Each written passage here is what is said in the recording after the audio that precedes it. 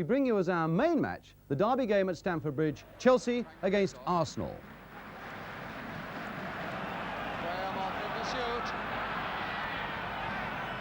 Still Graham, shrugging off Hinton, putting it across now for Radford. Tremendous covering though by Hollins. Our studio guest is Alan Birchenall of Chelsea, but it's the Arsenal of today that we're first concerned with as we go back to Stamford Bridge just before 3 o'clock yesterday. Alan Birchenall was only past fit just before the game. That bold striker, Tommy Baldwin, is fit to face his old club Arsenal. And today they too have an injury problem because they've named a team that has Charlie George in at number 11 for George Armstrong, who sprained an ankle in training.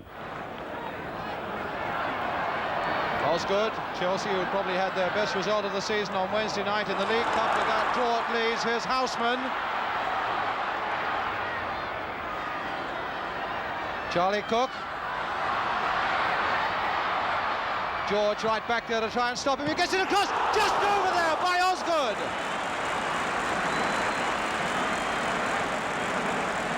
Two players with tremendous flair, Osgood and Cook, very nearly creating a goal for Chelsea with only a minute gone. Radford, the Baldwin, Hollins, Birchenall laying it off for Baldwin, but so many red shirts are there. Here's Cook. Baldwin playing it off beautifully. Cook, Osgood in the middle, and Birchenall too. Going in, great goal by Birchenall. Wonderful goal for Chelsea. 11 minutes gone. So Chelsea ahead, a goal beautifully conceived and superbly executed. This man, Birchenall, scoring then his third goal of the season. 5 red shirts grouped at the far post. Radford making a sprint towards the near one. Samuels to put it across again. And there's Robertson just over. Well, both sides may have had trouble scoring goals this season, but certainly there's been no lack of enterprise in the opening period of this game at Stamford Bridge. Now McClintock. Graham to flick it on, and George almost getting it in and almost putting it in by McCready.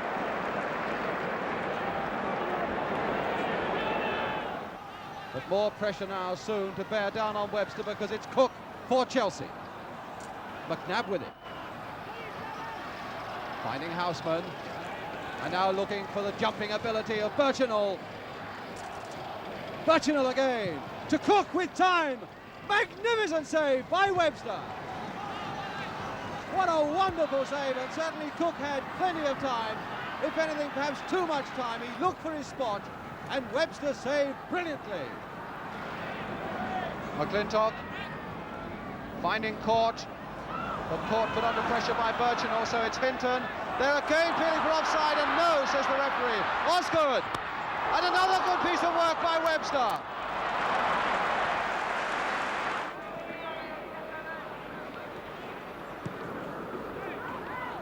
McCready, Birchenall flicking it on into the path of Houseman. Story closing in on him. Oh, bad luck by Houseman against the post. A really determined run by Houseman that really deserved something a little better than that. And Dempsey's still up there, the big number 5, you can see.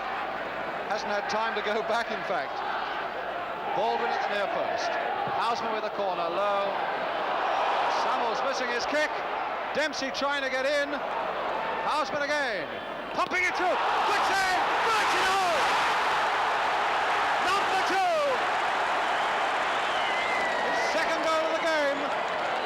And Chelsea 2 ahead. Dave Sexton in the suit. He's had his trouble with injuries, but 2 up now. He must be well pleased. And plenty of red shirts in that penalty area, marked by blue, but plenty to aim for. Bonetti losing it and getting it beautifully there off the feet of George Graham as Graham was about to try an overhead kick. Tremendous reflexes there by Peter Bonetti. To McClintock. McClintock playing it wide for Samuels. Back to McClintock again, pumping it first time. Graham going for it, getting his head to it, pushed against the post by Bonetti. Tremendous sleeping by George Graham, who of course is one of the most dangerous headers of the ball.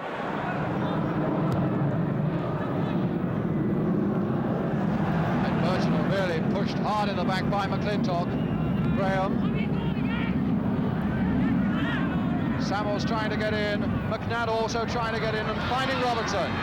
3 red shirts in the middle. And one of them is McClintock getting up there beautifully. Heading on, a goal by Graham! No, he's disallowed it. The linesman had his flag up. The goal was disallowed for offside.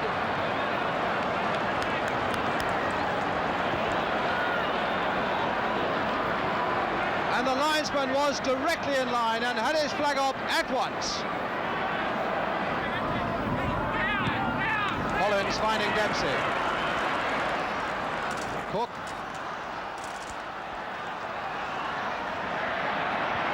Collins free on the right. And another corner to Chelsea. Causing McNabb a little bit of pain. And of course he's only just recovered from a groin injury that kept him out of the match last weekend.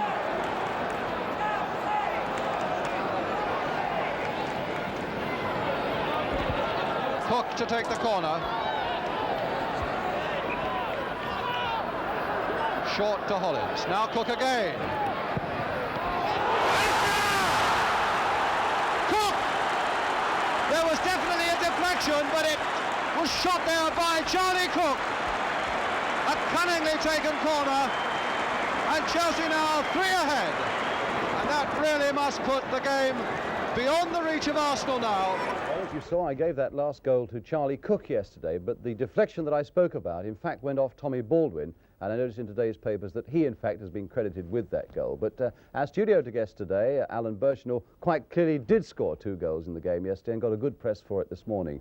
Brave Birchenall blasts Arsenal. Birchenall is boss. Alan is in the studio, and with him, Jimmy Hill. Alan, was that Chelsea's best performance this season? Yes, I think so, Jim. You know, definitely at home anyway. I think we played better than that on Wednesday night against Leeds at Ellen Road, but it was definitely the best home display of Chelsea this season. Yeah. The crowd round me, the Chelsea fans anyway, were buzzing with excitement, and I think what really got them going was that first goal, which was really a lovely movement, as good a goal as you see anywhere. How did you see it? Well, I didn't, Jim. This is the whole point. You know, the only thing I saw was Charlie just floating the ball over. I can't remember anything of the build-up at all. I only heard afterwards. Well, we can get a chance to see it now. It came from a goal kick, and John Radford gave a careless ball off there, which was quickly picked up by Tommy Baldwin. Slipped through there. Tommy challenges for it again and gets it out to Charlie. Charlie normally holds the ball, but this time he plays it very quickly. And there's a lovely flick off the outside of the foot by Tommy Baldwin. And there, you're lurking on the far post, but it's the quality of this cross that beats 1, 2, 3, 4 Arsenal defenders on the way over. There you are, running into the far post, soaring in there, and guiding it down beautifully between the post and the goalkeeper. I mean, the game was in doubt until quite near the end. In fact, Peter Bonetti, on his birthday, had a very, very efficient game, shall we say, a clinically efficient game, to keep a clean sheet, and made a save in the match, which from George Graham, there it is, right against the post. Against any other goalkeeper, that may have been a goal, and Arsenal would have been back in the game. Did you feel at any time that they would catch you after that first goal? The second half, when we came out of the second half, they seemed to put we was under very heavy pressure, beginning of the second half, and I thought Arsenal was playing fairly well at this point of the game. That was Arsenal, not you, because the fans around me were saying, attack Chelsea, attack, don't go back on defence, attack, and they didn't seem to be in sympathy with the side. Were you meaning to defend them? No, well, I don't think fans understand, really, in every part of a game, as you probably know, a side just cannot attack for 90 minutes all out attacking. There comes a period in the game where the other side gets a chance to attack, and this was yesterday. Obviously, we don't want to defend like that if we can possibly avoid it, but yesterday Arsenal put us under so much pressure, we had no alternative but to defend. Well, in fact, you did put the game beyond doubt, the issue beyond doubt, right near the end of the game, 5 minutes from the end, again with a goal from a corner, which was almost once more Charlie Cook's first league goal for 2 years. But in the end, we find out that it was deflected by Tommy Baldwin. Here's the corner. And in fact, it called our commentator out. There's the shot from Charlie Cook, and as it goes, you can see Tommy Baldwin flick it up in the air, just guide it over the top of Story's head. And I think were it not for that touch, Story would quite definitely have cleared it off the line. But it did catch a commentator out. Did you notice the deflection on the field? No, I didn't, Jim. You know, I was facing Charlie at the time, you know, and all I saw was the ball leave Charlie's boot, and by the time I turned around, the ball was in the back of the net, so I naturally thought that Charlie had scored the goal. Well, it did. I did notice there at the end of that. I wonder whether viewers thought we were into a film there. That was still the football programme when you gave him that lovely kiss. Yes. What did he think about that? Well, I was embarrassed straight away after, you know, and Charlie was more even embarrassed. You know, he gave me a rollicking after about it, you know. I'm not like that normally, you know. Yeah. What's worrying me is if you kiss him like that when he nearly scores, what you going to do when he really does score? Well, I don't think you'd be able to put it on the screen, Jim. Anyway, as long as Chelsea keep scoring goals like that, I'm sure we won't worry. It's my prediction they'll be the best of the London clubs. Whether they can get right to the top of the league and challenge for the championship will be up to you, Alan. I wish you luck. All right, thank you, Jim.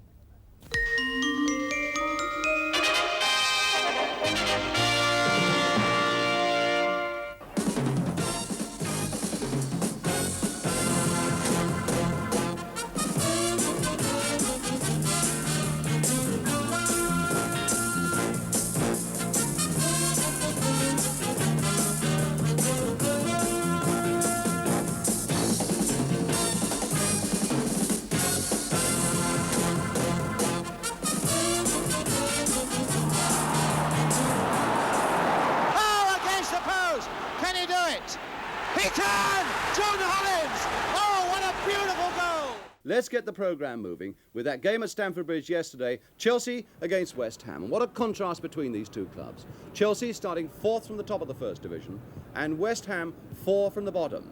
Yet the overriding feeling is that rarely is there a bad match when these two clubs meet. Close to Christmas, a bad day for crowds, 42,000, and referee Dennis Pugh of Chester to get us going. And Deere with his head, this time nicely for Lindsay, and what a good ball from Lindsay, played first time for Aris. Now can Aris take on Harris? He can and beat him. And Houseman, oh, and Harris getting in very hard there, and he sent Osgood away, and he's onside all right. Osgood, that must be it, Peter Osgood. A really decisive break there. After Harris had gone in hard on Aris, and found Osgood, who really tore the West Ham defence, what was left of it, apart. A fine goal then by Osgood, and one he badly needed. He'd scored only 2 in the league so far this season, 4 altogether, and now he makes it 5. There's Geoff Hurst on the left, and on the right of that picture, Ian Hutchinson, 2 of the bravest strikers in the game, both out with injury. Bobby Moore then at the near post. They got Lampard at the far post, and they got Ferguson in between them. And by the way Chelsea are winning the ball in the air, they might need them. Cook with a corner, and this time Eustace getting it away. Osgood! Oh, it's there by Osgood, number 2, just over that West Ham line with 22 minutes gone. And Chelsea was delighted. So although West Ham have looked so vulnerable in the air, that goal came from the ground, as indeed the first one did. Well, now his form really has come back, Osgood, and he'll be well delighted. Now Aris. Greaves playing it off for Brooking. Brooking forward now for Deere. Can Deere turn it in? Good work by Bonetti. My goodness, Deere was given a tremendous amount of room there by that Chelsea defence. Taylor's gone up for West Ham. That's virtually the angle that Bonetti would see. Aris with the corner. Eustace looking for it with his head. Lampard to blast it through, and a goal by Frank Lampard, leaving Bonetti completely unsighted. But one that puts West Ham back in it. really was a turn-up, because West Ham really hadn't looked very much coming forward compared with Chelsea with all their aggression. But Lampard really belting that one through a crowded penalty area, giving Bonetti no chance. And Hinton to Cook. Hinton again. Turned high towards Baldwin, but Moore winning it, and Weller! Oh, against the post! Well, West Ham really in luck there. Harris getting there a fraction before Aris. Weller for Chelsea. And Osgood against the bar, and what a magnificent move there. And a fine header by Osgood. Lovely little cross, though, by Weller, too. Brooking a slack pass there, straight for Weller. Brooking trying to make amends, and Weller's hard to shake off. And still Weller going on, beautiful piece of play, and it's Hollins right in there with a header that's just passed. Again, one of those so deceptive bursts by John Hollins. Best getting up well in the air, Webb to get it away. Hollins there and taking a little too much time. And Brooking, can he get a shot in? A deflection there. And a goal! Yes, no, disallowed. Disallowed. What for, says Brian Deere. And that's something we shall have to look at later in the programme. But it was disallowed. A West Ham fan is on the field. But the referee has disallowed it. Jimmy Greaves looks sick about it. Osgood dummying Taylor. And taking him onto his right foot and dummying him again. That's twice he's done it. And trying once more, but Taylor staying cool, getting in the way of Bobby Moore. Well, I suppose it will come out of the ruck eventually. And it does to Osgood. Is this the hat-trick? It's in the goal. No, it's disallowed. The whistle had gone for a free kick, ironically enough, to Chelsea.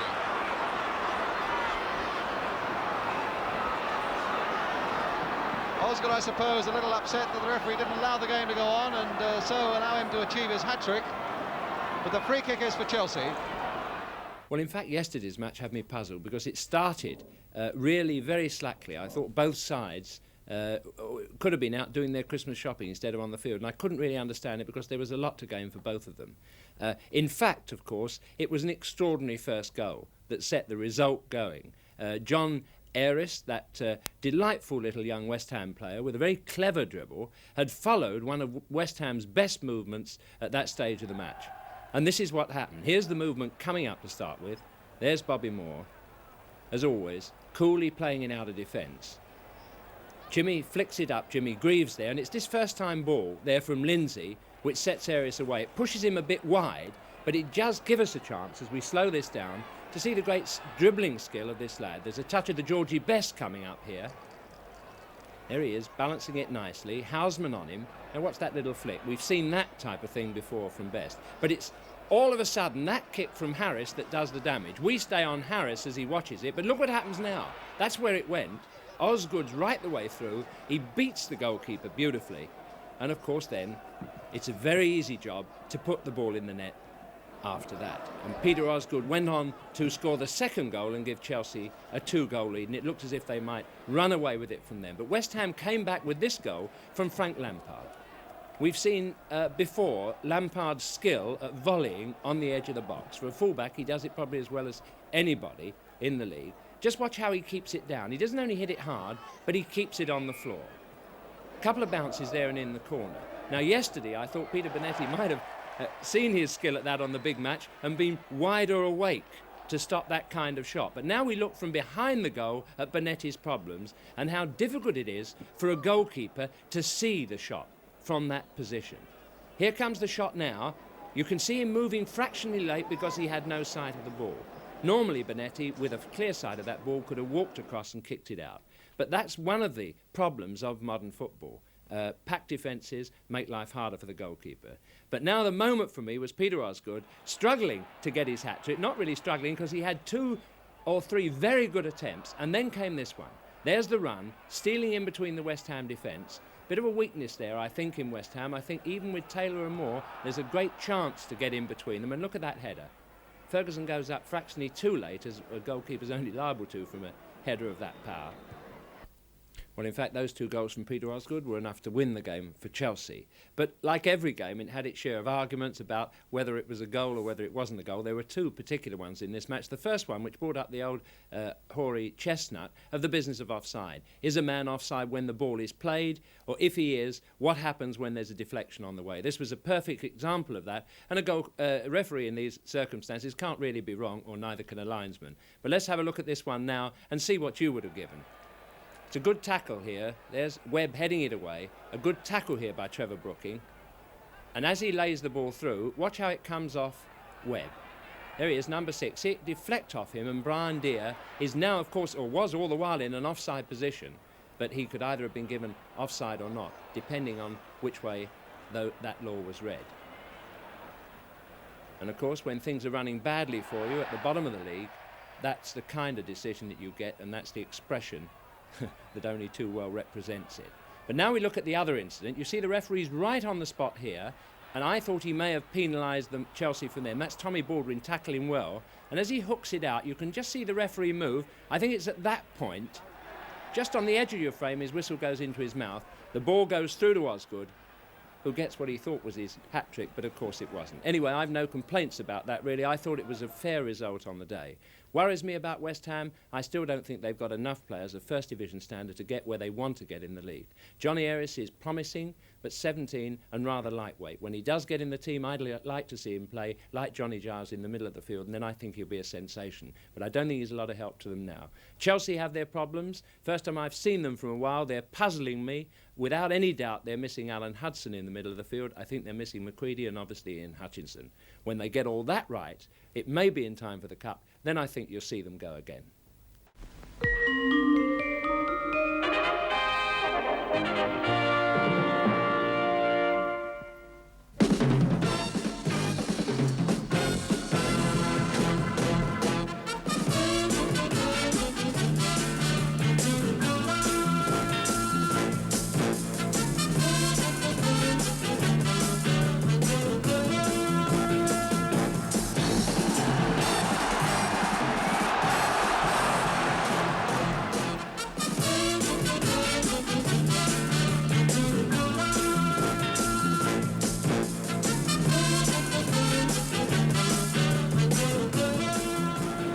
Charlie George, who can hit him. Oh, a great goal! Charlie George!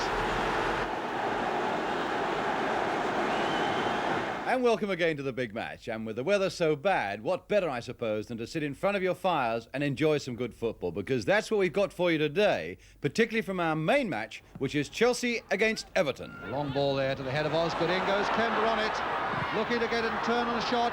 Garland and Osgood with a great chance. Osgood turning it back and no! But now it's time for action as we go down to Stamford Bridge. And it really was an Arctic afternoon there, the cold getting right into your bones. Still, there were a lot of good things to cheer between these two very talented sides down at the bridge yesterday. And Chelsea, first of all, set us talking by keeping Peter Houseman fit again as substitute, thus leaving Chris Garland to wear the number 11 shirt. Chelsea beaten only once, remember, in their last 21 games. Everton, meanwhile, have shown some signs of getting back into business themselves, with no defeats in their last 6 games. And now they bring Keith Newton back to number 3 for the first time since he was dropped in October. Scott at 2, Lyons at 10, and the substitute Darricott, all relatively untried youngsters. The crowd at Stamford Bridge yesterday was 38,000 strong, and the referee is John Yates of Redditch, Worcestershire. Webb getting his foot in nicely there to tuck it beyond Whittle and find Hudson. Sweeping ball to Cook. Garland, Kember and Osgood all active ahead of him, and Mulligan going down the right for him. Here's Paddy Mulligan. That'll fall for Cook again. Trying to send Newton first one way, then the other, and a decisive little ball there to Kember, and Garland just waiting to get the header that counted. A lovely build-up by Chelsea, half-checked and then built up again.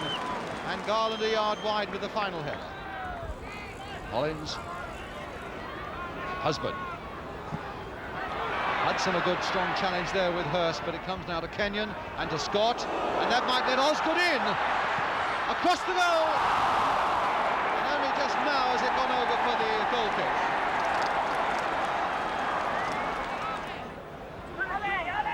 Hollins to Hudson. A long ball there to the head of Osgood. In goes Kember on it, looking to get it and turn on a shot. Garland and Osgood with a great chance. Osgood turning it back and no!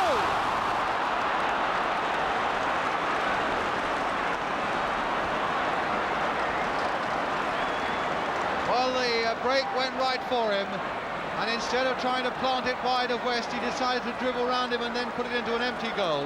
And as it turned out, it was the wrong decision. Hudson. So many Everton players back. In fact, there's only one man up at the moment. Osgood turning it down towards Kember. A little flick on there, but it's in the air. And Garland is being beaten in the air most times. Hudson. Harris. Cook. Touched off there for Hudson. A little chip there as Kember goes in on it. Now Harris with a blazing shot. Can he follow it in? A fine save by West.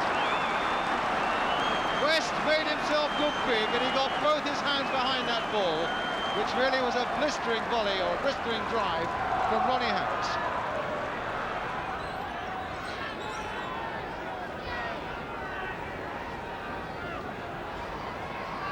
Hudson to Cook. A deep one towards Osgood with his head, and he's done it!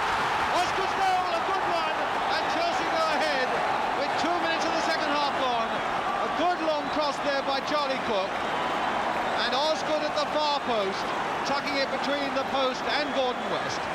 1-0, and Peter Osgood's 24th goal of the season. Cook. Back to Mulligan. Dempsey has stayed right in there too. Osgood, down he goes, and a penalty is being given against Everton as Osgood was brought down by Kenyon. Everton far from happy with that decision. And now a whole posse of cameramen behind that Everton goal. 2-0. So that's his 6th penalty of the season, his 14th goal of the season. Hollins banging that one in to put Chelsea 2-0 ahead.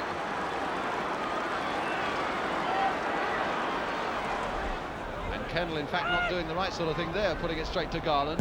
Hudson, a long ball forward, and Kember is all right. Chased by Kendall, but Kember going on, playing it there for Cook. And no, behind for the corner. Cook now with the corner for Chelsea. Dempsey going in! 3-0!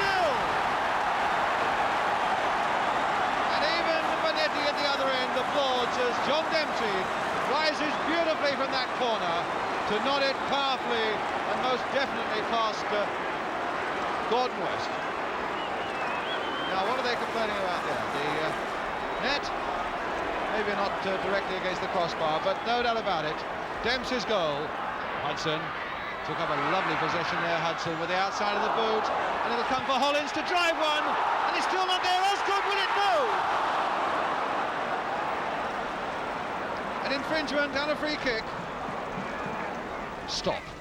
So Cook gets it back again. Now Harris. This time Cook has gone on, but tripped. In fact, he was in fact tripped by Kendall, but the referee said no.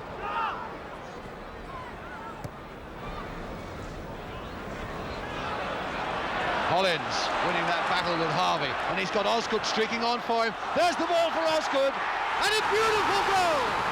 Oh, a beautiful goal by Chelsea. No wonder Osgood smiles and embraces Hollins, because it was a lovely ball from Hollins into the path of Osgood, and from Osgood just inside that far post. 4-0.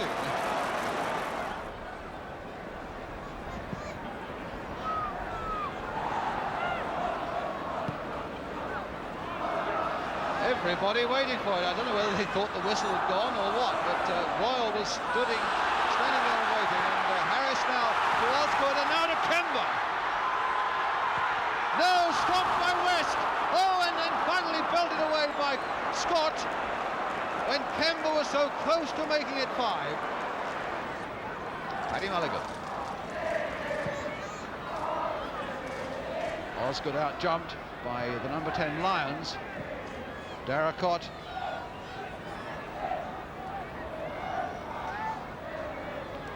Husband to Hurst. Again, the clip one towards Joe Royle, looking for it with his head. Bonetti is down there at the feet of Whittle. Turned back, but and headed away! Most miraculously there for Chelsea by David Webb. As Whittle turned on that and almost surely was screaming goal as that ball went towards the top corner. Dempsey, Harris. Osgood. And Harris again galloping on. A lower one this time. Garland hitting one, and somehow West got a foot to it. First of all, let's go across to Jimmy Hill, who's been casting an eye on Chelsea. Well, before we talk about Chelsea's performance on the whole yesterday, let's first look at that penalty decision, because one or two of the Everton fans in London had an unhappy enough day as it was without thinking they had an unjust penalty giving against them. Let's clear it up now. Peter Osgood was brought down, cross here from Charlie Cook, whacked up into the air, and you can see Osgood's impeccable control there, neatly brought down, and you can see also the foot go out, the trip, and also the accuracy of that referee's decision. So much for that, a just penalty decision against Everton. But what about Chelsea? I think there are 4 reasons, or 4 new reasons, shall I say, why they've had such a wonderful run over the past weeks. The first of them is David Webb. Always a marvellous man to have in your side, without any doubt. A character, never knows when he's beaten, but I think he's added a touch of class to what was already there. And yesterday he showed it. First of all, with this tackle, is resolution. Great iron determination, which is always there, but he shows us a little bit of delicate skill now, with a back heel that had to be seen to be believed. There it was, accurately passed off to Alan Hudson. And finally, of course, if that wasn't enough, David Webb just doesn't like goals scored against Chelsea. And when Peter Bonetti gets left out of his goal as he did there, someone volleys it. Who's that on hand to head the ball away? In fact, with a nice little smile as he gets up there to say, no hands. Apart from that, there's another reason. Stevie Kemba, I felt when he came across from Crystal Palace, wasn't really accepted readily by the Chelsea fans. I think they thought that he was going to take Charlie Cook's place in the team, and they didn't like that. And it's taken a while for him to get his confidence and theirs. Yesterday, he showed the value he really can be to the Chelsea team in exploding from the middle of the field and finding space up front. There he is now. Got completely free up the left wing, and look at the strength of his legs as he withstands that tackle and lays on the chance for goal. And now he provides a chance for himself. Peter Osgood gets the ball here from captain Ronnie Harris, slides it through. Kemba running off on the left of your screen, sprinting into space, and again the strength of his legs as he withstands that challenge, but West has covered the angle, smothered it very well indeed.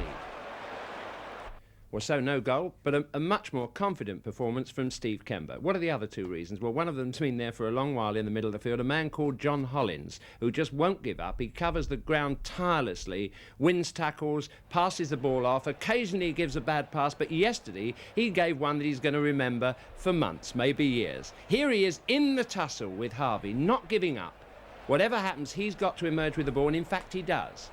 And you'll see now Osgood sprinting off into space, typical of the tireless Chelsea running off the ball, and off Hollins' left foot. He glides the ball up beautifully to Peter Osgood, controls it, and there's the final strength. Osgood, the most nerveless finisher I know, has a foot in which to put that ball as he hits it in his stride, and he puts it exactly there.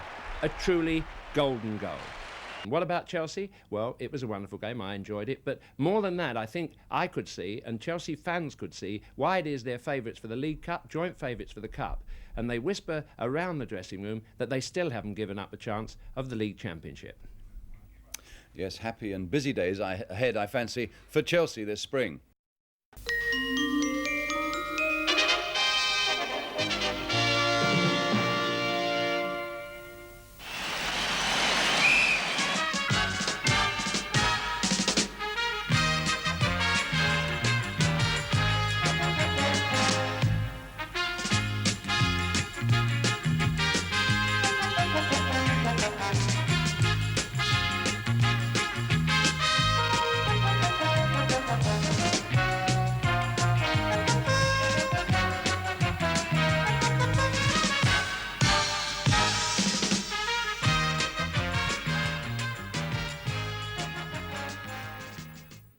But now let's have some more action, and it's our bonus match that we keep up our sleeves until today. And today it's the visit of Chelsea to Coventry, where the pictures come from ATV, where the commentator's Hugh Johns, and Chelsea are the team wearing the darker shirts.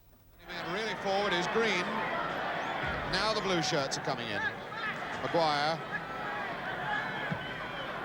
Gift of a ball. Kemba says thank you to Houseman. Kemba wants it back. And he gets it. Way on the far side is Garland. Garner was coming from an offside position then and knew it, so he didn't even try to play the ball.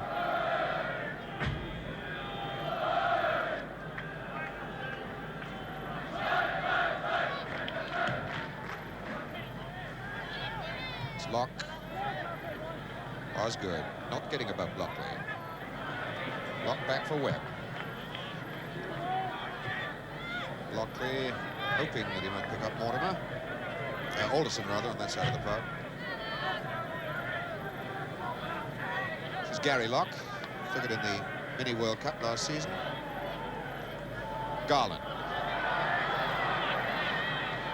Support from Kemba, and way over here is McCready. It's Garland going under it with Blockley. Osgood trying to get in. And that's Garner. The flag is already up, though. The flag is already up, and I don't know whether the goal is given. Yes, Garner has got it. Garner scores it. We're 5 minutes into the first half. Bill Garner scores his first goal for Chelsea. I thought I suspected a linesman's flag as Peter Osgood stuck his boot high to stab the ball down into the box. Referee said no. The ball comes loose to Garner and he whacks it in. Creedy, time to recover, knock it back for Harris.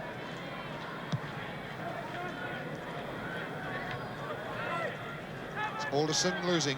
Hollins. Houseman wants it across here again. So they decide to play it twice to get it to him, or do they? McCready. Yes, they do. Houseman against Coop. Coop fast on the recovery. Willie Carr to tidy it up. It's Rafferty. No help anywhere, though. Maguire, little groups of Coventry players wandering around together. And now Garner. Coventry looking thoroughly and completely disorganised at the moment. And a bad ball from Garner gives them a moment or two to gather their senses and sort themselves out again. Glazier certainly has played a heroic part in the defence so far. It's Kemba's ball. Houseman. Now McCready. Chelsea's running really is something to see, and that's an own goal, a beautiful one from Blockley. That's as good a goal as Geoff Blockley's going to score this season. He gave his goalkeeper no chance at all. It's 2-0 Chelsea. Well, if they're going to run an own goal of the year competition, Geoff Blockley is certainly going to be a leading candidate for the title. What a terrible moment for him. Harris picking up Gary Locke down the right touchline. Nobody coming back to take him. So Locke goes against Dugdale. Good speed from the fullback, and that was Garner. Garner being knocked down by Blockley, but still managing to get a whack in. Osgood taking Blockley apart then. Osgood. Kemba and Osgood knowing that that 1-2 was coming back to him again. There's Garner, still in there, and he's just wide. Bill Garner. Well, what a fine bit of football, mostly constructed by the running, the stout running of Peter Osgood then. Garner withstanding one sharp challenge and still getting his shot in.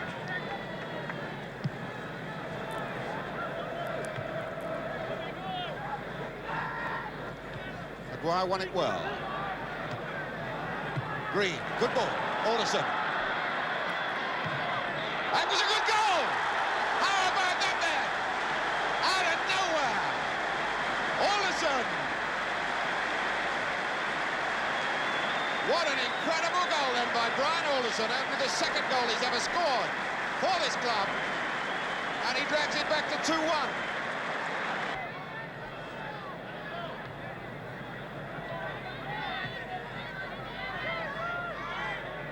Kemba, Osgood. This is Garland. Johnny Hollins. Oh yes, Houseman. Oh dear, what a terrible moment. Houseman under the body of Glazier.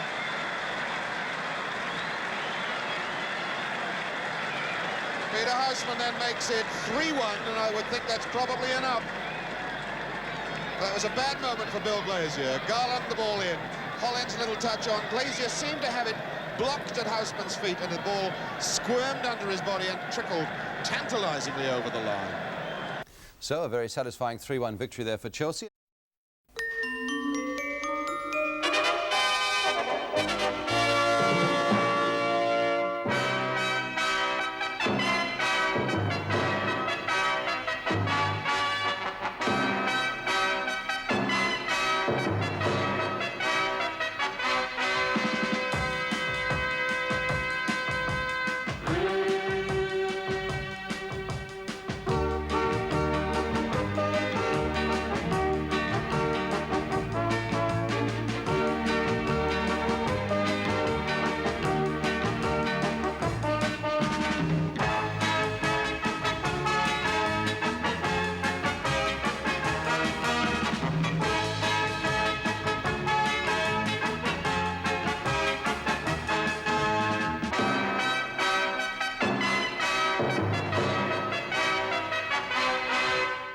The match is Manchester United against Chelsea and Peter Houseman. The pictures come from Granada Television. Commentator Joe Sinstadt. Chelsea are in the all-dark blue strip. Finding Houseman. Baldwin going in the middle. Number 1.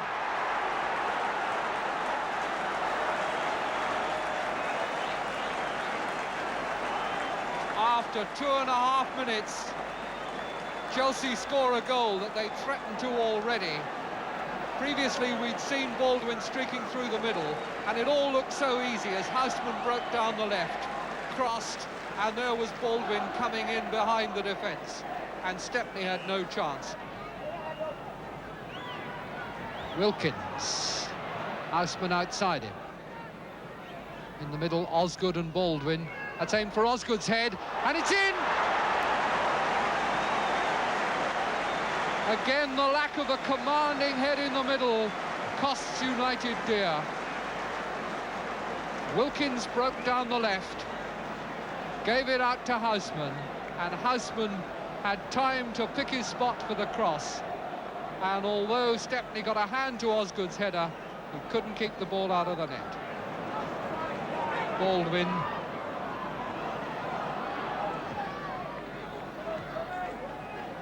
Macari now for United. Webb's tackle didn't really bite. And it hit the bar, it came down from Best. He's asking for the goal, but it's not being given. Quick snapshot by George Best against the underside of the bar. Impossible to say whether that went in or not from the speed of it. The referee decided not. So Chelsea leading 2-0, and now there are just 2 minutes left. Morgan. Greenoff.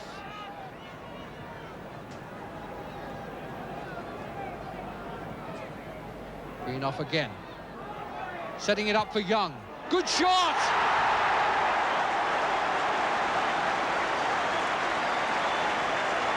Two minutes to go. And Tony Young gets his first ever goal for Manchester United, set up for him by Greenoff, and absolutely drilled into the corner. Starts here with Morgan, Greenoff making himself available there, and then he just lays it off for Young. And what a fine shot that was. Chelsea still with only 10 men on the field.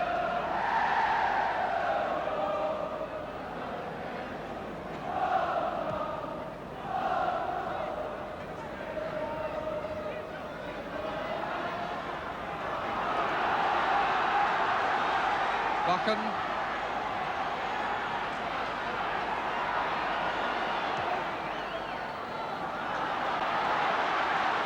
Kidd. Young. And now Greenough. Yes! So in the 90th minute, Young returns the compliment. Greenough set the first one up. This time Kidd for Young, and Young gets it through to Greenough, and Greenough gets his first goal for Manchester United in only his 9th first-team game. So a tremendous finish there, and Chelsea had to be content with a point. But I'm sure a lot of Chelsea fans who are watching that probably put a question mark against the first Manchester United goal, thinking that it might have been offside. What does the panel think? Well, I felt that he was at least level with the last defender, Brian Kidd, and I thought that he would be offside. But these are one of the very, very difficult decisions linesmen have to give. But you see, as Young hits it. Yeah, Young hits it. Kidd's in the centre of the picture there, just obviously below the arrow. Now, if he's level with the last defender, he's then offside. Then he is offside. It's only a matter of inches. We are not at the best of angles, sitting watching it from here. The linesman should have been completely on the ball, but, you know, touch and go, because he was definitely interfering with the sight of the goalkeeper. I felt that the linesman had a difficult decision to make there, but I felt that he might have been offside there. Yeah, very debatable decision, but a hairline one that referees and linesmen are always having to take.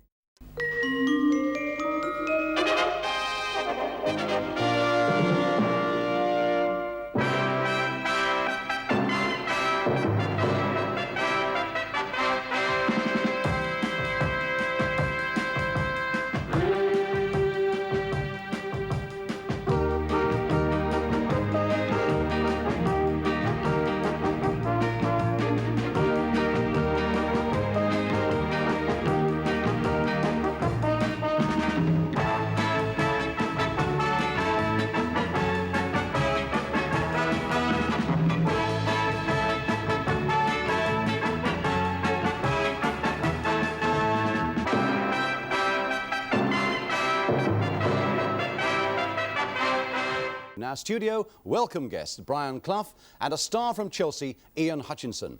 But first it's action. It comes from Stamford Bridge on admittedly a gloomy and overcast afternoon. The fourth meeting in a matter of weeks between Chelsea and Stoke City. 3 in the League Cup that of course finished last Tuesday with that fabulous 6-2 win by Stoke City over their London rivals. It really makes it a more than interesting proposition for today as the teams meet now in the First Division of the Football League. Chelsea have Chris Garland back after injury, Steve Kember back after suspension, but they're without David Hay, Bill Garner and Peter Houseman, while Stoke are able to announce an unchanged side.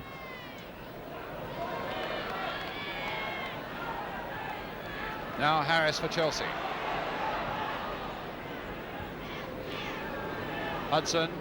Stoke at the moment seem to be so well in control, and here's Mahoney going past Dempsey with a lovely swerve. And Hurst wanting it played on, and played on perfectly for Hurst. The shooter is to go! And Greenough scored 1-0. Beautifully contrived by Stoke, who were getting on top. Nicely played into the path of Hurst.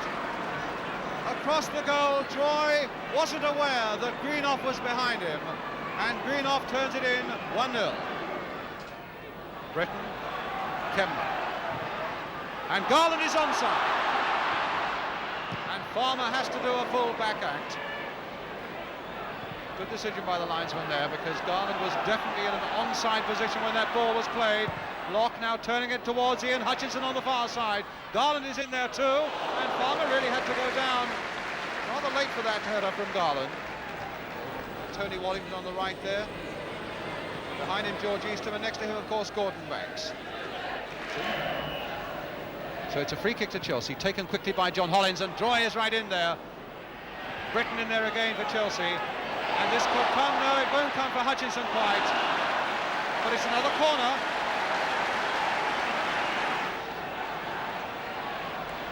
Hollins will take the free kick once more. Floated in towards Dempsey with the header, and pushed away by Farmer for another corner.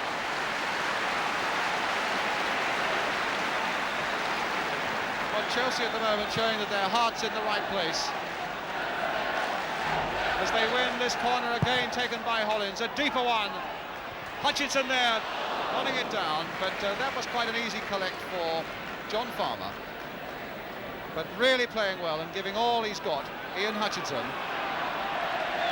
Really as good as a corner, these throws.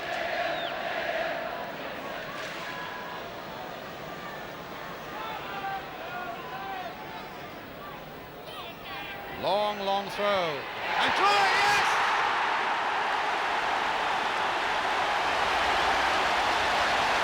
Well, the big man did it in the end. And how appropriate that it should have come from the man who's playing his heart out, Ian Hutchinson. The long throw by Hutchinson. Catching Stoke City out. Dry got above them all, as you would expect him to. In off the underside of the crossbar, I think. 1-1. Smith again right up there. Jimmy Greenoff there as well. Two fair-haired fellas. That's Greenoff. Smith just a little deeper on the edge of the 6-yard area. And there's the corner. Oh, and Holly straight in there by Hesselgrave. Well, that was terrible marking by Chelsea from the corner. Well, that was terrible marking as that corner came in. Hesselgrave had virtually what was a free header.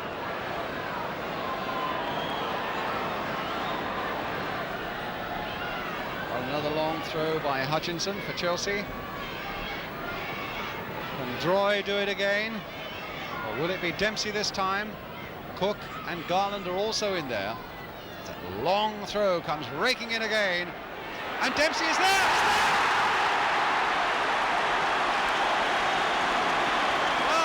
Congratulating Joy and they're congratulating Garland. But again is that long throw by Ian Hutchinson that brings the score back to 2-2. Finally flicking into that Stoke City net.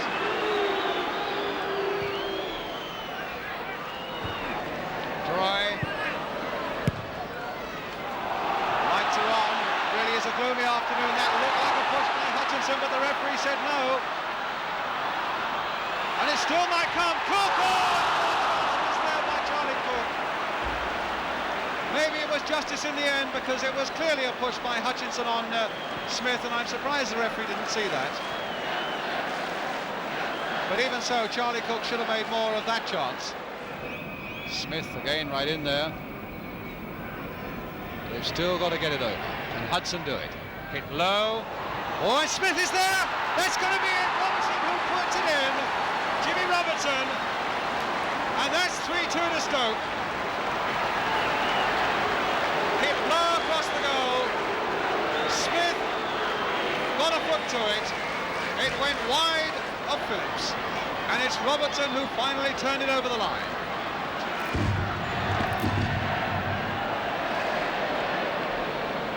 So here comes another long throw from Ian Hutchinson. 2 goals have come from those long throws so far in this game. And there's another dangerous looking one. Kemba with a shot.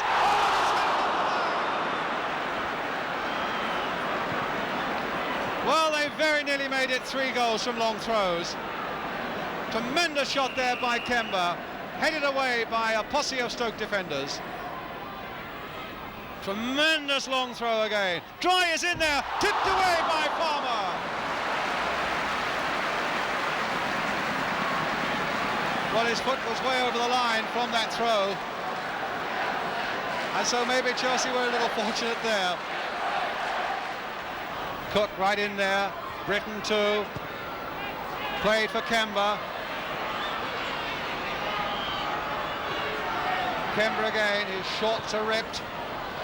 Britton crossed in once more. That's too close.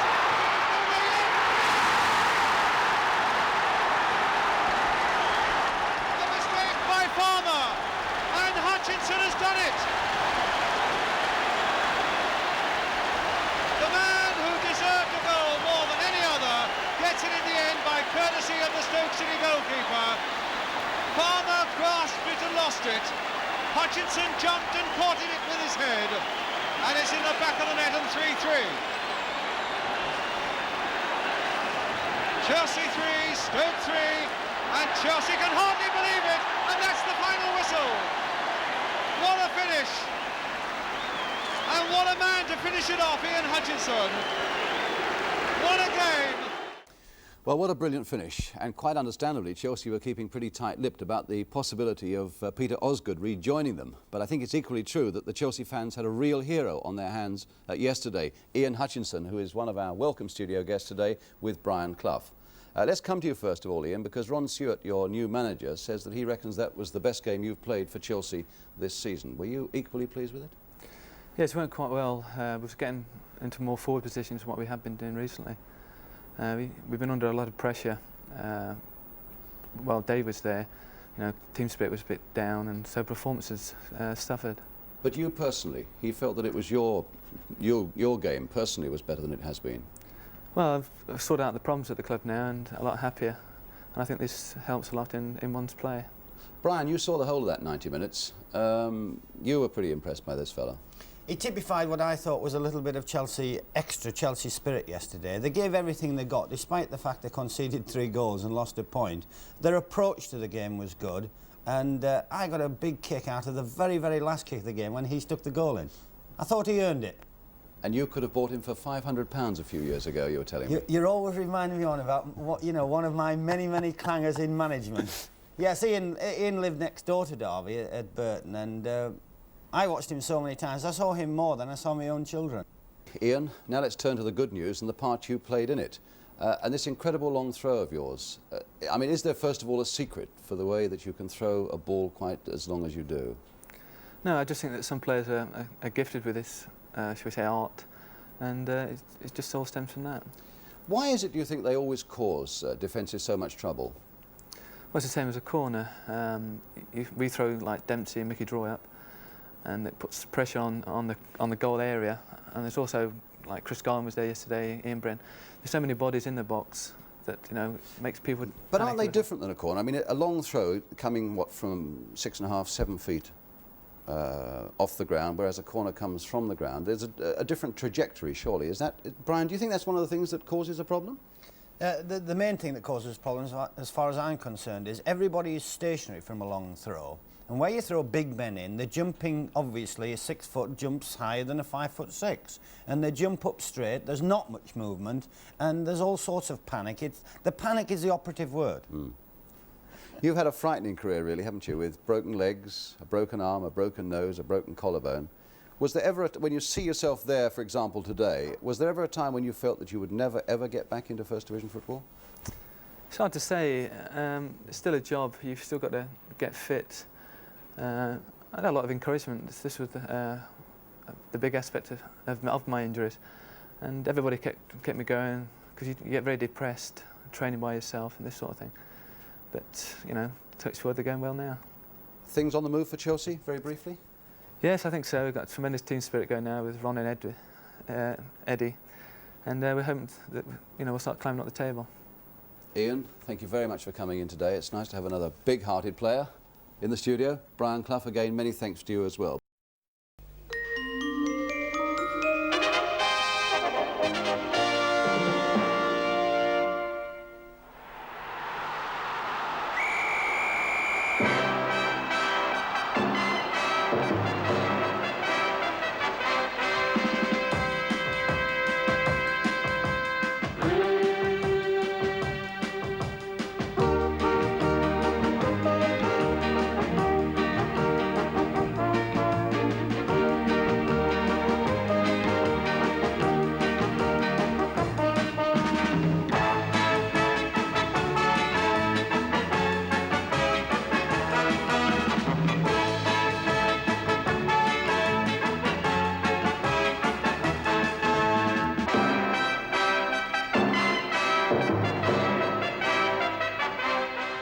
Our main match is Chelsea against Carlisle United from the Second Division. A fine advertisement for open and attacking football, and goes some way towards answering the question, just what is the future for that young Chelsea side? And we have the views of their 18-year-old skipper, Ray Wilkins, who is our studio guest today. But first, it's away to Stamford Bridge. Rather a mournful place last season as they slipped out of the First Division and into the Second. And the numbers of empty seats in that magnificent stand at Stamford Bridge bear witness to the fact that the locals are still waiting to see how things are going to work out now. Chelsea now meeting Carlisle, like themselves relegated last season. Chelsea with Kenny Swain at number 10 for the injured Bill Garner, and Ron Harris is now the substitute. Parker. Oh, that's another time the ball's been given away. Train making the most of that. O'Neill coming in well. Clark hopeful of getting a chance now. And Owen with the shot across the face of that Chelsea goal. First good-looking break there by Carlisle, went all across that Chelsea penalty area. And Bobby Owen there with a shot that went across the face of the goal. Swain. Into the path of Britain. Chelsea working up ahead of steam now, and Wilkins with a good shot, and it has to be pushed over by Burley. Played nicely into his path, hit it well, and Burley tipped it over. Great Train. And he's onside. Laidlaw played onside by Sparrow, in fact on the far side of the field. Laidlaw, oh, and it was stopped by his feet, and it's not away yet. Oh, and he grabbed it at the second time, Sherwood. Good decision there by linesman and referee, because Laidlaw was just onside. And some good reaction there by Steve Sherwood, that did very well indeed for Chelsea. Here's Sparrow again. Now, can he get through Owen? Yes, he can. Maybank's header!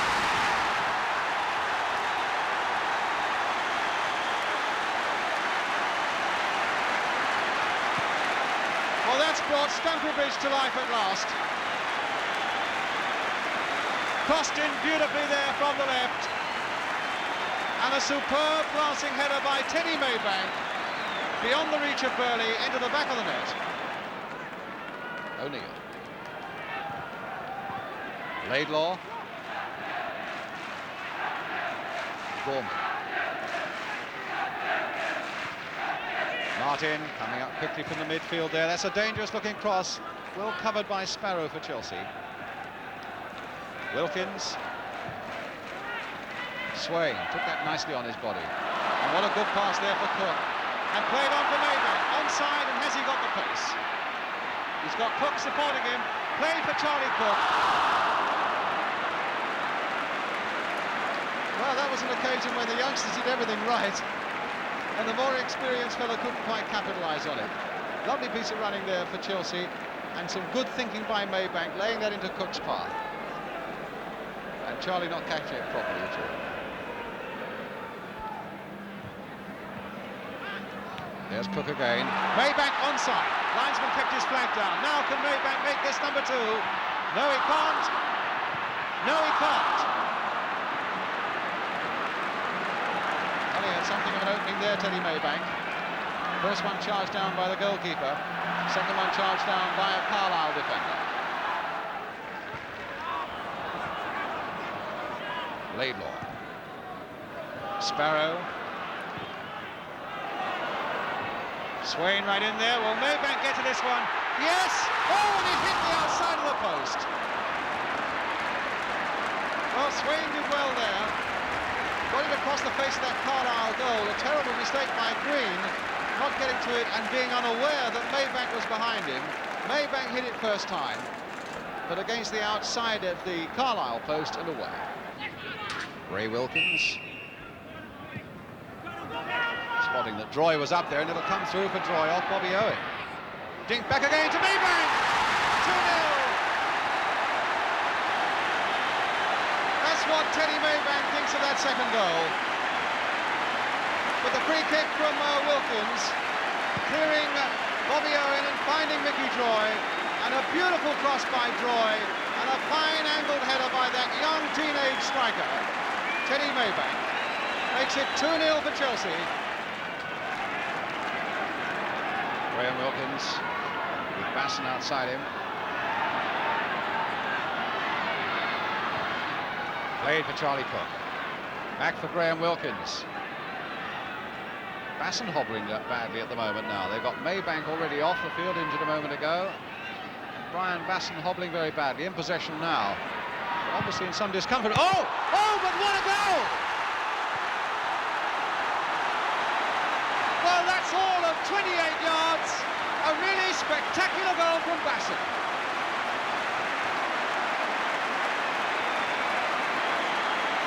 Well, a moment ago, he was hobbling so badly, it looked as though he might have to go off. And then he unleashed that thunderbolt. Whack! against the underside of the Carlisle crossbar. Now Train. Carlisle, by now, I would have thought pretty demoralised. They offered a fair bit, particularly in the opening 20 minutes when they came forward with a lot of aggression and purpose. Oh, and there's a great goal! Oh, my goodness, what a goal by Barry! Well, there we've had two thunderous goals in the space of 2 minutes. And if anything, the second one beat the first. Mick Barry catching that one on the volley, left-footed, and Sherwood stretched for all he could, but he couldn't reach it. And a good catch by Burley. And a chance now for Carlisle if they can break quickly. They've got 5 up to 4 back for Chelsea. Now it's with Bobby Owen. Oh, and he wasn't far away.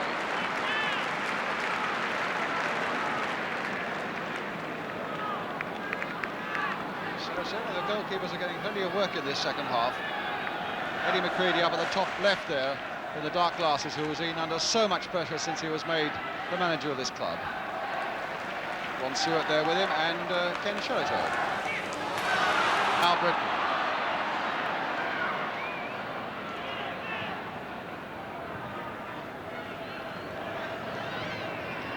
Graham Wilkins to his brother Ray Wilkins, and a lovely floated ball there for Charlie Cook. What a beautiful ball there from Butch Wilkins. Into the path there of Sparrow, and it's just wide. But really excellent stuff again from Chelsea. A lovely ball from Butch Wilkins. Floated all of 40 yards to inch perfection, and then rolled by Charlie Cook into the path of John Sparrow. Well, a performance that should bring out a few more Chelsea fans, I've no doubt, for their home game against Oxford on Wednesday. But now let's meet Ray Wilkins, at 18, the youngest captain in the Football League. I say Ray, a lot of people call you Butch. You're going to go a long way in the game. We're going to hear a lot about you. Now, what do we call you, Ray or Butch? I'm not bothered. I think Ray, yeah, Ray. As I say, at 18, the youngest skipper. What experience of being a skipper have you had, Ray? Well, I've captained the Chelsea reserve side on, I think, 4 occasions. The England youth side and Chelsea first team. England youth and Chelsea first. Yeah. Is it an enjoyable experience? Yeah, very enjoyable, yeah. You don't find it in any way a burden on your performance? No, not at all. No, I love it. You love the responsibility? Yeah, great. I tell you, I was talking to Teddy Maybank in World of Sport yesterday, and I asked him how he felt about playing with a fella as 18-year-old as his skipper, and this is what he said. Respect him very much, although he's only 18, he's 35 in stature, you know, he's a brilliant captain. I mean, and we've known him since he was 14, so we couldn't really respect a player more. And as you see yourself, he's brilliant. In fact, I think you probably knew Teddy Maybank a bit before you were 14, because you were at Chelsea when you were 10, I think you were saying. Yeah, 10 and a half, yeah. How did that come about? I was recommended by an apprentice called Tommy James, and he told Frank Blunston, and Frank asked us down. And how many of the other Chelsea lads in the side at the moment were there at that sort of age? John Sparrow, Brian Basson and Teddy Maybank. Yeah. Who really are the big influences on your footballing life at the moment? I think my mother and father and most of the Chelsea coaching staff. Tell us about your mum and dad. Your dad, of course, was a professional with Brentford, wasn't he? Yeah. In what way does he influence you? He has chats with us after we play. You know, he says what we've done right and what we've done wrong.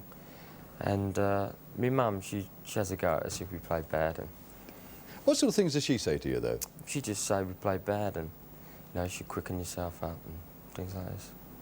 And what do you say to her? Do you take any notice of that? Just a bit, yeah, not too much. What about your interests away from the game?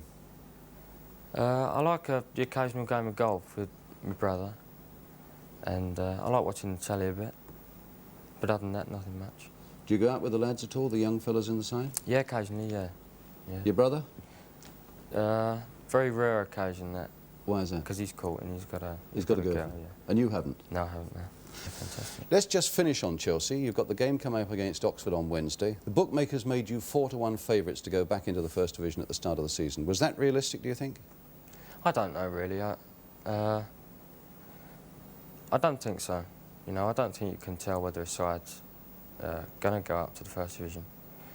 But we're all feeling very confident now, and I'm sure if we can play as we did yesterday, then, you know, we've got a very good chance. And you've got players to come back, like David Hay and Bill right. Garner, Gary Locke, for example. David will be back pretty soon. and we're looking forward to it. Happier days at the bridge. Right, yeah. Ray Wilkins, thank you very much for coming in today. Thanks very much. Thank you, Ray.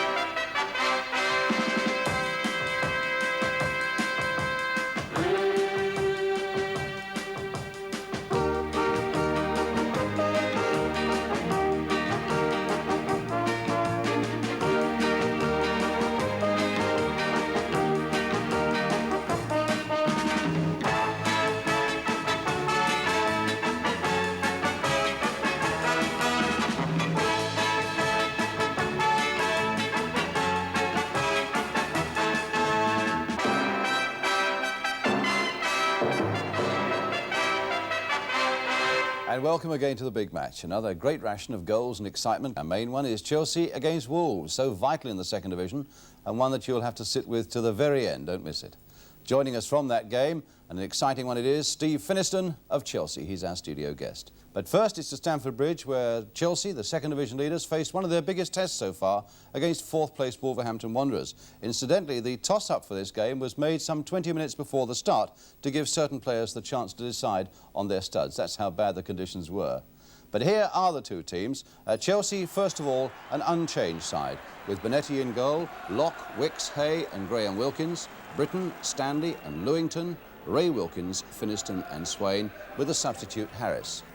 And in the 36,000 crowd, the US Secretary of State, Dr. Henry Kissinger.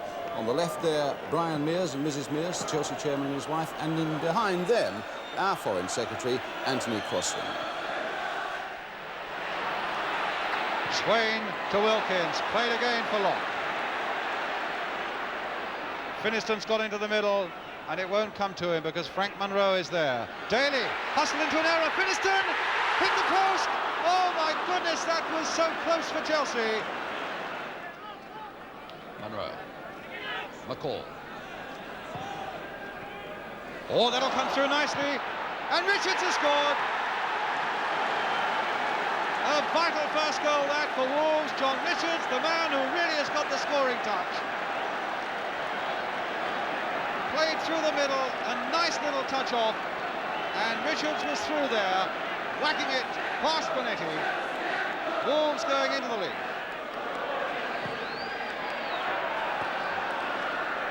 Well, it's a great test of Chelsea's character now.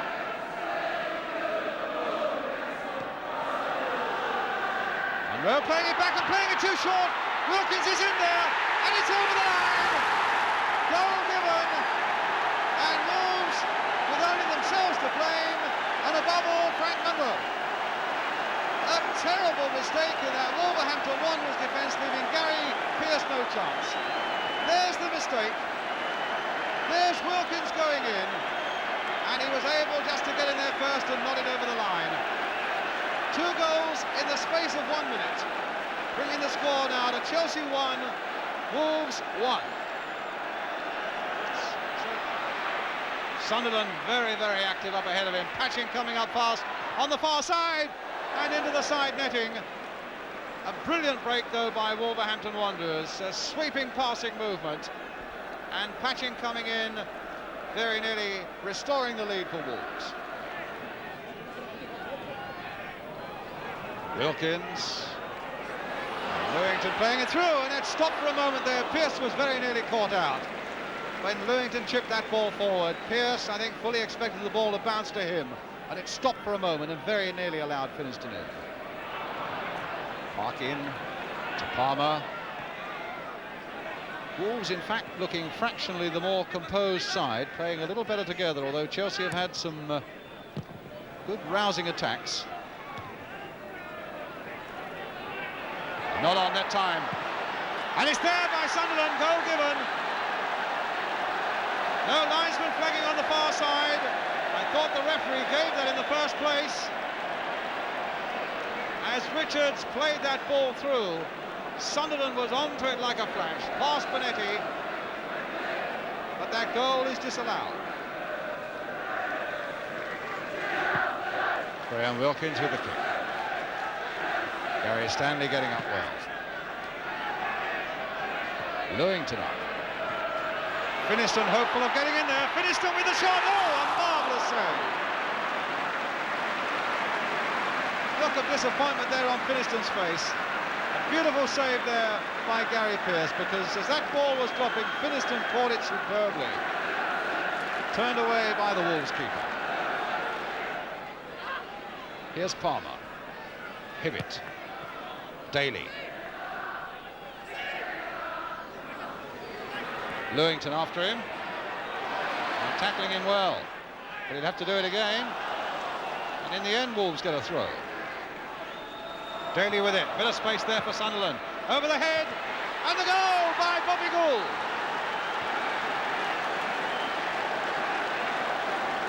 Well, there were a few acrobatics on that byline. And as that came across, and it all began when Sunderland was unmarked, Gould also had plenty of time and space into the back of the net. Sunderland, Hibbett. Played on well there. It's not going to be easy for Steve Daly in that corner, with Lewington following him in. Got a pick strum on his banjo, and what's it going to be, a corner or a goal kick?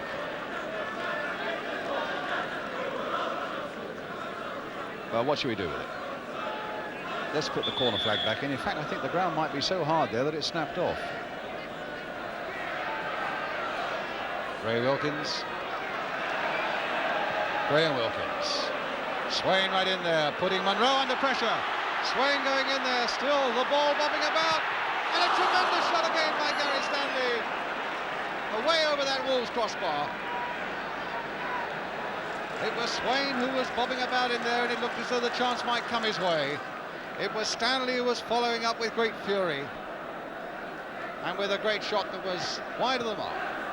Sunderland is no slouch either. Here he is, number 9 on the ball. Beaten that time by Hay. Knocked in first time though. And Kenny Hibbett getting in there with a header. Richards with the goal. Number 3 for Wolves.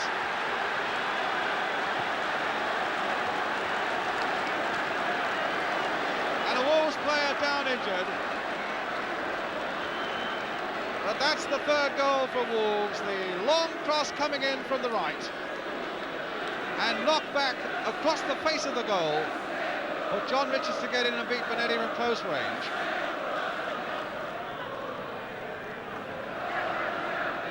Swain. All good play there by Swain to find Gary Locke. Lewington looking to force his way through there to get a shot in. Oh, and he hit the post! Well, determination took him 90% of the way. As he struggled through to get a clear-sighted goal, it was deflected wide of Gary Pearce, but against the post. When Chelsea badly needed a goal, Britton's there, that is a goal! Ian Britton! So Chelsea are back in the hunt. A corner floating in, and the smallest man on the Chelsea side gets up. Near post header. Chelsea's 2nd goal. Hay with the kick.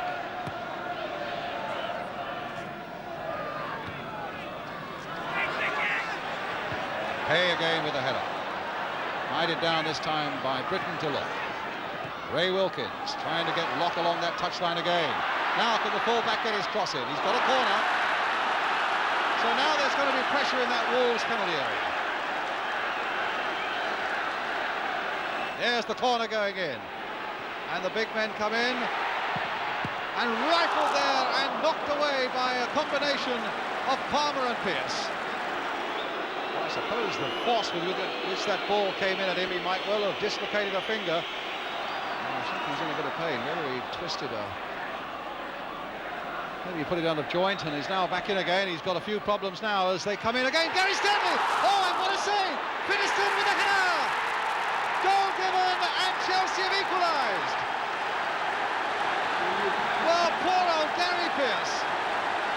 A brilliant comeback by Chelsea. Nothing but despair for the poor fellow who's got a bad finger, Gary Pearce. Well, there's a figure of despair. As that corner came in, Gary Stanley got up superbly and nodded it in. A tremendous save by Gary Pearce. Only could push it into the air, and Finniestion was there to get up and force it over the line. Chelsea 3, Wolves 3. Well, Dr. Kissinger said afterwards how much he'd enjoyed the game, and no wonder. And he congratulated Chelsea on their fight back. And the man who completed that fight back is our studio guest today, Steve Finniestion. Some call him Jock because he's an Edinburgh lad, aren't you? Yes. Talking to Gary Stanley last night at Chelsea, he said, Super Finn. Well, it's been a fair season for you, 16 goals now. It has been, yeah. I've been very lucky. I've scored a lot of goals in the last couple of minutes. It's been great. He asked me to give him a mention, Gary Stanley. Did he? And well, Ray Lewington as well, right? Well, so Gary Stanley's got two already. So should we go through the whole team or not? No, just Gary and Ray. Conditions were pretty terrible yesterday, weren't they? Yeah, they were. One side of the pitch, nearest the changing room, was boggy, but the other side was brick hard. So yes. It was amazing. You run across a pitch, 1 minute you couldn't pull your legs out of the mud, the other minute you were flying about. But the comeback again, I think, showed so much of the character of Chelsea. You were talking about your goal coming late in the game, but I mean, 10 minutes from the end, you must have felt that you were dead and gone. Yeah, I thought we were actually, because we weren't playing very well. But Ian Britton scored, and then the crowd were terrific. I was going to say, the crowd never thought you were dead and buried. No, they didn't. They've been really great this season, especially at away matches, the noise they make. And it's not just the shed, it's the people in the stands as well seem to be cheering us on. Great feeling. Yeah, it is. What about your goal? Well, I think I handballed it, actually. Do you really? Yes. Blow me. Let's have a look at that.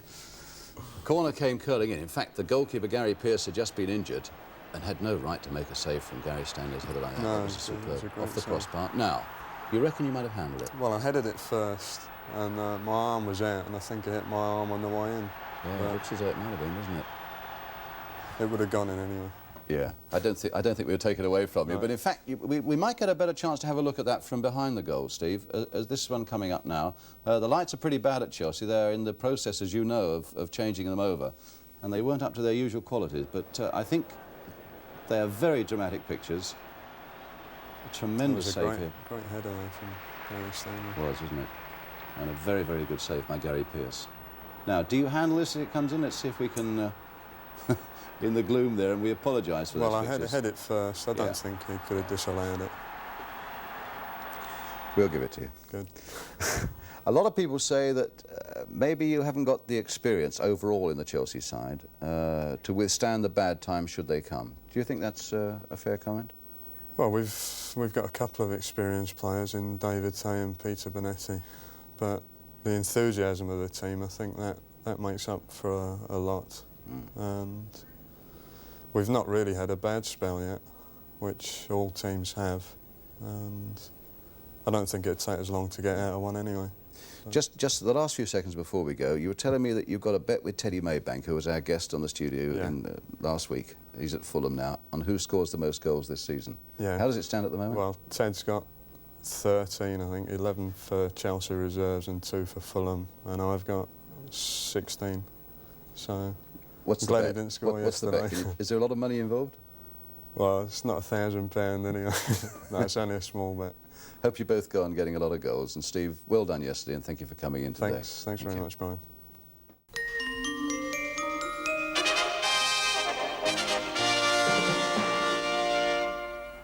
Oh, and Pearson put through by Greenoff. Jones is after it. Pearson shot, goal!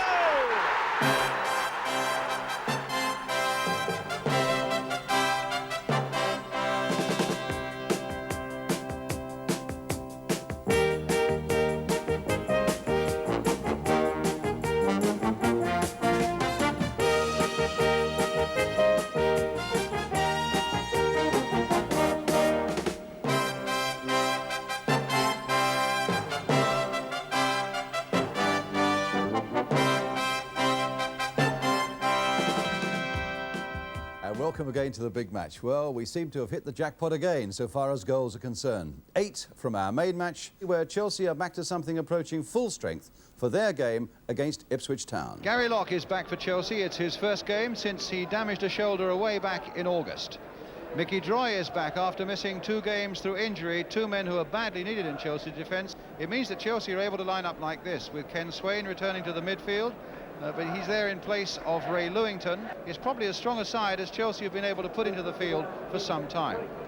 And what a lot of responsibility rests on a man like Mick Mills, the Ipswich skipper, to keep things on an even keel. And for goalkeeper Laurie Civil, one of the smallest in the league at 5'9", it's his first game of the season in the first team. Garner, big man, took that beautifully on his chest. But here's Hunter. Talbot, and back it goes for Civil, but Walker's going to be in there, and Civil just got there in time. Not the best of back passes there, because it was always falling a little bit short, and Civil really had to be quickly out to beat Clive Walker, which Talbot will take. Crossing again there towards Wymark. Now a chance for Geddes. Well, he missed a great chance there. And it's the sort of chance with the side they've got out today that Ipswich should surely wanted to have taken. Good jump there by Mariner, really laying it on there for Geddes. The chance went astray. Talbot again with a corner. Oh, and it hit the post on the far side. Bonetti all over the place, and Chelsea all over the place. Now Talbot trying to get that one in again. Crossed in this time towards John Wall. That long corner by Brian Talbot, completely deceiving Peter Bonetti and the Chelsea defence, hitting the post on the far side. Gates trying to turn his man. Locke. It's not a bad cross, and it's there! Well, Osborne appeared from nowhere on that far post, and Ipswich go into the lead. A cross coming there, defying the Chelsea defence. Droid, in fact, just got ahead to it, but not enough to deflect it away from Roger Osborne, and Ipswich go into the lead. Swain. Walker on this side for the first time. And Civil punching it away, and Swain putting it back in. That's the equaliser.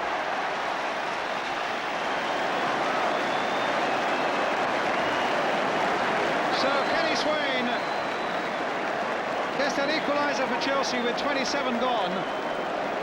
Civil fisting out the first shot, but it fell invitingly there for Swain to head it back in over the prostrate goalkeeper, back of the net. Talbot. Gates, followed out by Droy. Crossed in well there. And now Walk. And they've got another one! Deflected wickedly after that shot by John Walk, but that goes down to him, and it was his determination that always kept him in with a chance there.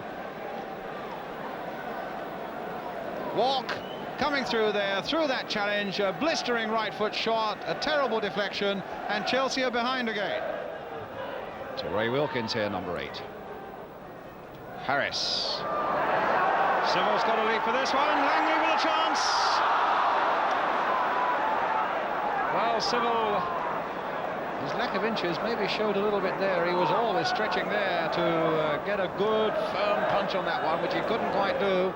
It fell for Langley, and a half chance went away there for Chelsea.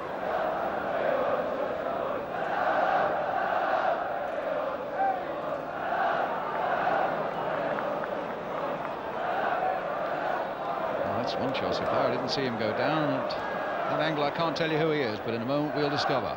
At the moment it's Britain for Harris.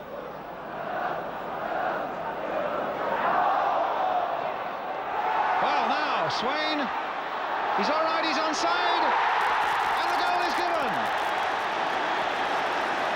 Well, Swain has done it again. Ipswich are having a word with the referee. At least Roger Osborne is. I think they are worried about whether or not it's offside, but one man who's not worried about it is Kenny Swain. The ball played to him, presumably off an Ipswich player. And Swain went round his man into the back of the net to bring Chelsea on level terms. Talbot, Mariner, Locke taking the initiative, brought down there. Again, it didn't look a deliberate trip by John Walk. Wilkins, and Finniestion right in there! Goalkeeper error. And the man with the goal touch will claim the touch, but it could only have been the slightest one, as Ray Wilkins lit that free kick in low. Finniestion must have just got the touch, just enough to put Civil off. Talbot waiting. And Vanetti is there! And Talbot, no, it's Mariner. Well, there was a doubt about Laurie Civil with that third Chelsea goal. There's also a doubt about Peter Vanetti, obviously, with that one. He didn't begin to get hold of it, and it came down invitingly there for Paul Mariner.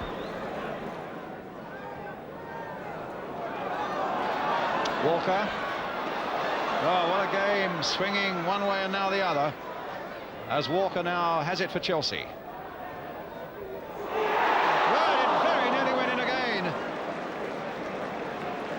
Finniestion making life difficult for Civil. Walker whacked that in low. Finniestion was in there, Civil couldn't quite hold it, and Finniestion and Langley couldn't quite finish off the job. Wicks is up there, Droy has also arrived, and Ipswich get it away. Britton again. Curled in once more, putting Civil under pressure. And he's missed his punch! And it might be there, but it's anybody's guess who scored it. They're going to embrace Steve Wicks. Well, in fact, they are mobbing each other, and Wilkins, I've just seen, point to his chest and say it's mine. So, for this moment, it looks as though it might be Ray Wilkins. But that is the score. Chelsea 4, Ipswich 3. Troy couldn't get to that one. Oh, he's onside, Langley. But he could only just have been onside. And that's another one. Goal number 5. Tommy Langley, the scorer. 3 goals in the last 10 minutes. 2 of them to Chelsea, 1 to Ipswich. And Langley put through there. I think McMills may just have played him onside. And through he went, unerringly, to beat Laurie Civil. Chelsea 5, Ipswich 3. When is it all going to end? Well, certainly the most fluctuating and at times the craziest game that we've had all season. But let's tidy up 1 or 2 things about it. The Chelsea forward Bill Garner was taken to hospital last night, more as a precaution than anything else, and the news is good. It's that he's nothing more worrying than a badly twisted ankle. But what about that second controversial Chelsea goal by Kenny Swain that certainly looked offside? And Bobby Robson, the Ipswich manager, was widely quoted in today's papers as saying the linesman had the cheek to tell Les Tibbett to watch the goal on TV. I feel like paying the referee's train fare from Bristol so that he can watch it for himself. Well, another point to clear up. Who scored that 4th Chelsea goal? When it was more like a cavalry charge than anything else on the Ipswich area. The newspapers today gave it to defender Steve Wicks. But you saw how Ray Wilkins pointed to his chest, saying, well, it was my touch. Let's get it right now for the Chelsea records. As this long cross comes in, Laurie Civil comes out and never really makes any sort of contact as Mickey Droy goes in there. It might have been better for him to have stayed on his line, I suppose. But once the danger threatens, it's Steve Wicks there going through, getting a touch there, but watch the number 8 for Chelsea. Just clips Ray Wilkins there. I think Chelsea will have to fight that out amongst themselves, whether it's Steve Wicks or whether it's Ray Wilkins. But certainly it looked as though Ray Wilkins got the touch there, although the direction of the ball didn't change a great deal.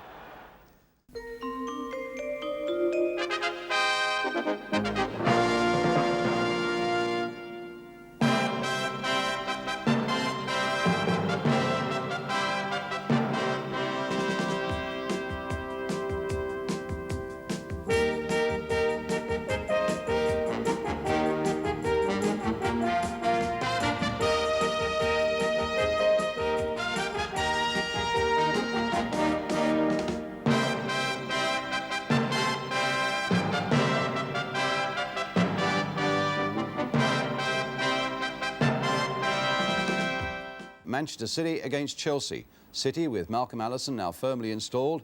Chelsea with Danny Blanchflower and with so many problems as well, just one off the bottom of the First Division.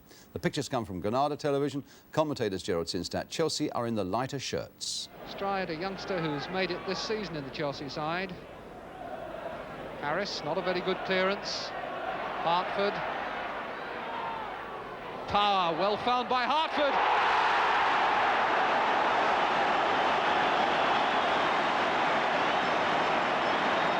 That would have been an excellent goal in any conditions, but here it was a little miracle. From the throw, the ball worked over to Hartford. Hartford's vision told him that power was there, and when he delivered the pass, that half volley was very sweet indeed.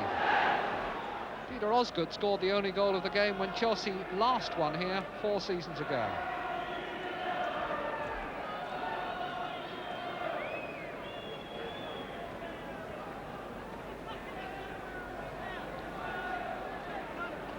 A free kick with Stanley placing the ball, Mackenzie putting his foot on it. After all that, it may well be Walker, number 11. Or Mackenzie curler. It's gone in off Corrigan's hands. But the linesman has got his flag up on the far side of the field, and the referee is going over to talk to him, and I suspect that that's going to be ruled out. No, it's given. Referee had a word with the linesman and pointed to the middle, so Duncan Mackenzie is credited with his 4th goal for Chelsea. Simple goal, just a couple of walking paces and a shot which Joe Corrigan could only help into the net.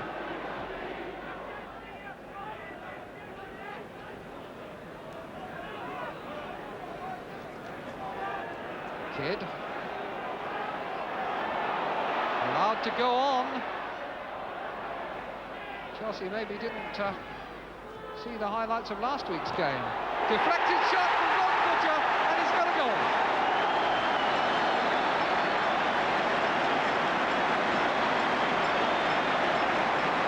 Well, he'd only been on the field as substitute for 2 minutes, Ron Butcher.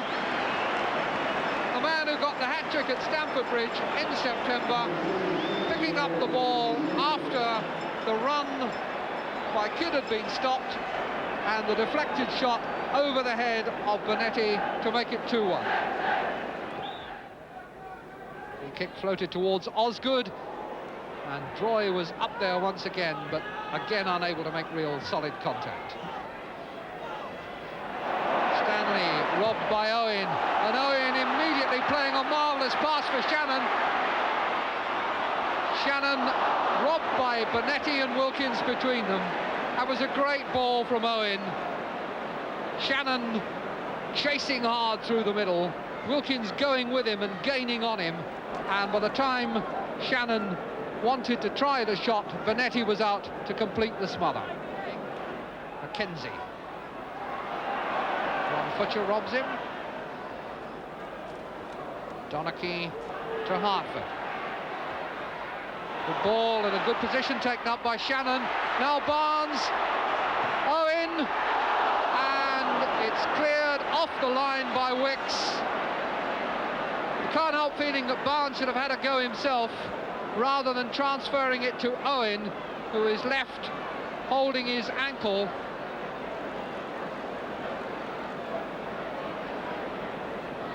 Barnes coming over to take the corner after the move had switched from right to left across the box. Shannon had taken up a good position. Barnes, I think, should have shot, but it all came to nothing. Now Donachie, constant pressure from City. Barnes, Owen available. Barnes tricking, trying to find room for a cross. Skids over low, and a great save from Bonetti from Dana. Dana, when the low one came across from Barnes, swung his right foot first time, and Bonetti was down very fast indeed to his left. Langley.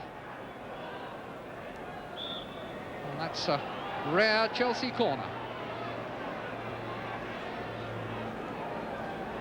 seen a great deal of them in attack in this second half. They've got the two big fellas up there, Droy and Wicks. It's Wicks they're looking for, and they've found Droy and Osgood, and it is now 2-2.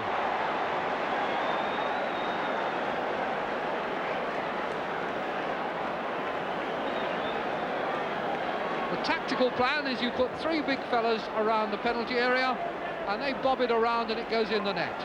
The corner, first to Wicks, then to Droy, and Osgood helps it past Corrigan. 2-2. Well, it was a corner at the other end just a minute or so ago that produced Chelsea's goal. What now can City do? Couldn't make contact. Owen. Losing it to Langley, and Walker is chasing it, and Corrigan has come to meet him, and Walker has slipped it under him, and Chelsea are in front.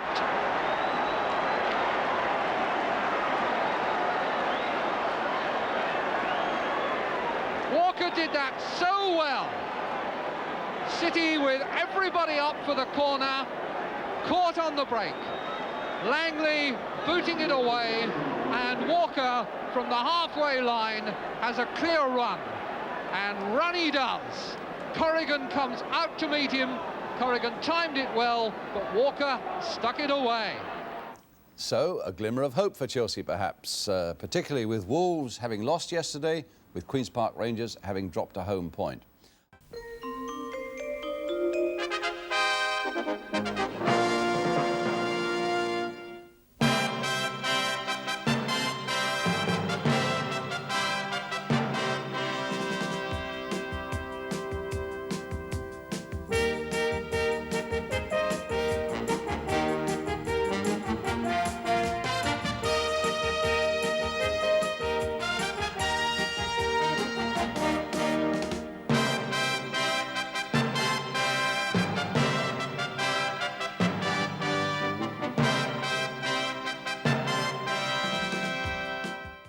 But let's start with the serious business of Chelsea against Charlton, a match that puts into opposition two new young managers to the London scene. On the right, Geoff Hurst of Chelsea, and alongside him, Mike Bailey of Charlton. And it's worth pointing out that 3 weeks ago, Bobby Gould was Mike Bailey's assistant at Hereford. Now he's on opposite sides as assistant manager to Chelsea. But Walker with a touch finding Fillery, Britton finding Harris, and Berry's header getting it away again for Charlton. Oh, a clash of heads there between Sparrow and Powell. The game goes on, and the referee, I think, will want to stop it. Indeed he has. Quite a collision there. Well, there are the two who clashed in mid-air there, and a good sporting gesture. Colin Powell was in a bad way, but certainly John Sparrow has an enormous bump on his forehead. There's Britton with the free kick towards Troy, and the flag was up, even though Lee Frost very nearly got in there. He was always being foiled by the keeping of Nicky Johns, but certainly the power of Troy in the air there showed what a danger that could be for Charlton this afternoon. Got up well, but Frost was offside.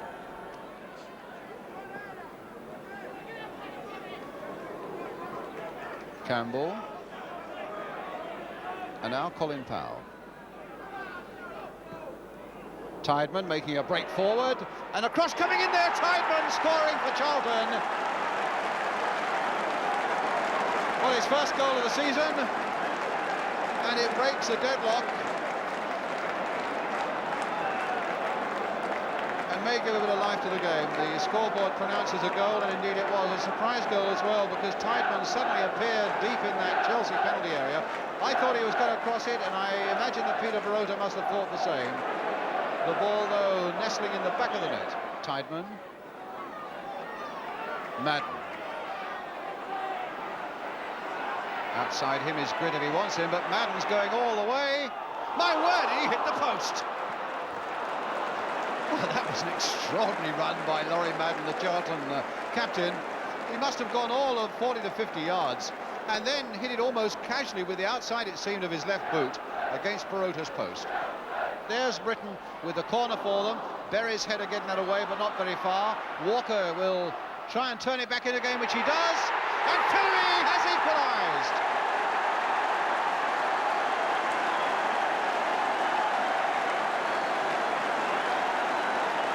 Into the second half, and Chelsea get a fine equalising goal. In fact, a repeat really of the two men who got the winner against West Ham last Wednesday. Clive Walker having a big part in it, and picking out Mike Fillery, who had time in the box to turn and hit it hard past Nicky Johns. Barota's throw to Gary Locke. And now for Britain. Walker. That's a Charlton throw. Madden with it. Just imagine if Madden's shot had gone in instead of hitting the post. That might have put a totally different complexion on the game, with Charlton getting a 2 lead. As it is now, it's 1-1. Harris planting it forward again. Frost is trying to get in there, but Hazel calmly hooking that away. Frost again. That's a good cross too. Here's Walker on this side. Chelsea looking much more the part in this second half. Oh, Walker's done well. He's gone past Madden. He hit it straight at Berry though. Britton's in there, and Berry getting it away. Handball. Penalty. Well, Les Berry handled the ball there, and the referee decided that it was intentional and said that's a penalty. And the referee, in fact, has run around the back of the goal to get away from protesting players. I've not seen that before. But I think as he walks around, he might find, yes, Tony Hazel there to have a word with him. And I think what David Hutchinson might well be saying, look, I've given you a chance to cool off and get away. Now make sure you get away. Well, there was the incident coming up now, where the referee had judged that a deliberate handball by Les Berry. Lanky goalkeeper now, as he got the stretch to stop this. He hasn't. It's 2-1. And in the opening 9 minutes of the second half, Chelsea, who looked in terrible disarray in the first half and were a goal down, have come back to get a 2-1 lead. Playing it on towards Langley. Walker. Well, you wouldn't recognise him at the moment from the team that was all over the place in the first half. Walker again. Chipped in there towards Fillery, and in fact Frost holding off Hazel, getting a good cross in there, and Langley just failing to get above it to hit it in. Mike Fillery with the corner, Nicky Johns, Richard Wilson just leaning against that far post there, Madden getting it away. Walker, oh, that's surely a penalty, yes. Hazel bringing down Walker. Or rather, it's, I beg your pardon, it's Wilson bringing down Walker. Well, I don't think there was any doubt about that one. To my mind, there was a doubt about the first one, but that clearly was a penalty. Britton with the kick. Same spot, same result. 3-1. Well, even though Nicky Johns guessed right that Britton would try and put it in exactly the same spot as the one 5 minutes earlier, the little Scot, his placement was absolutely perfect.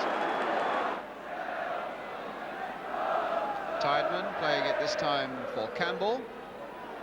Wilson. That's a fair shot. And a nice acrobatic piece of goalkeeping there by Peter Barota. A minimum of fuss really about that shot by Wilson.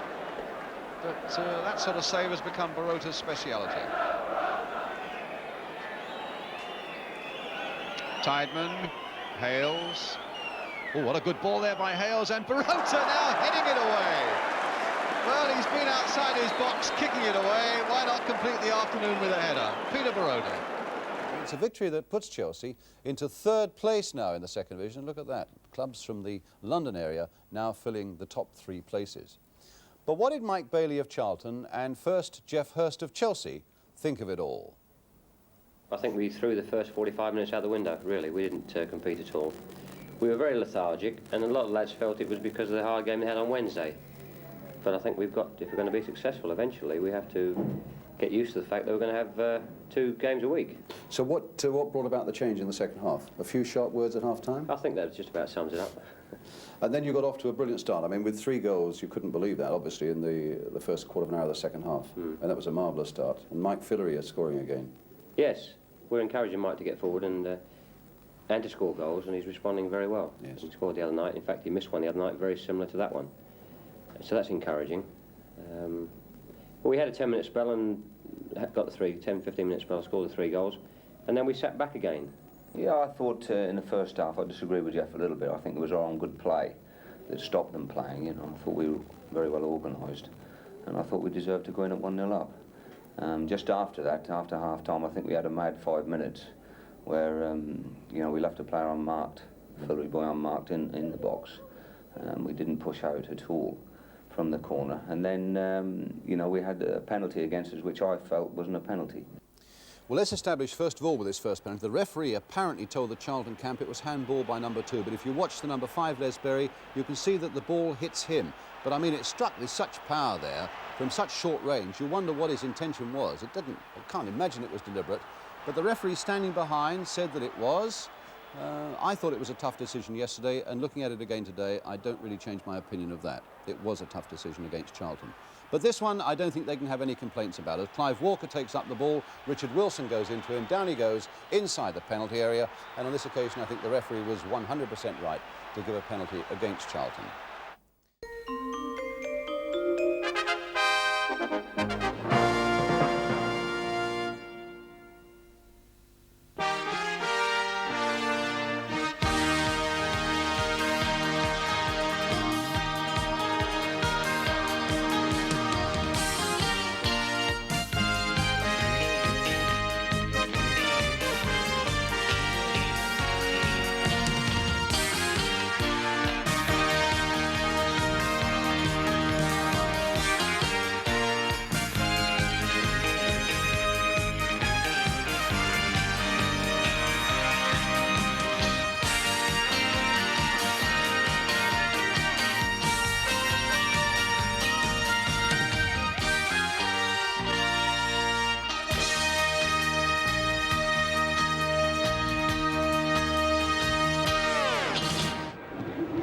Chelsea field the side that beat Shrewsbury 3-0 last week, thus producing their first goals in 8 league games. It was a day when Alan Mays, their £200,000 signing from Swindon, scored his first league goal for his new club, and also a game where Colin Viljoen was restored to the side to create some order and some openings from the midfield.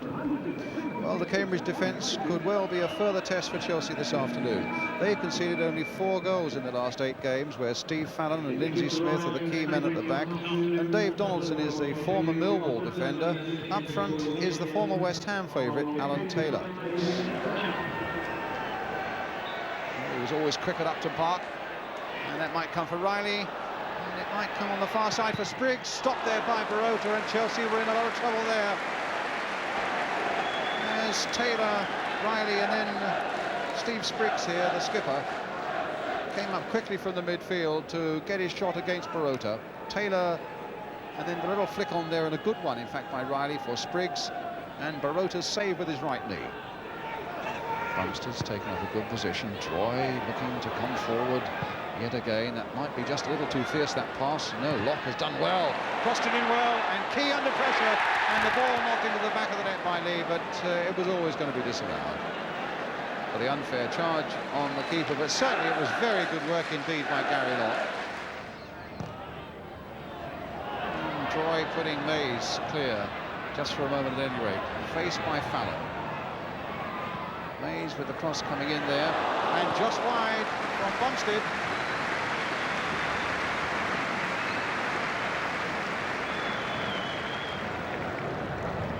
Mays did well here, found a good cross, and Bumstead came up very quickly from the back. So you can see how crowded that Cambridge 6-yard area is now. As the corner comes floating in, drive!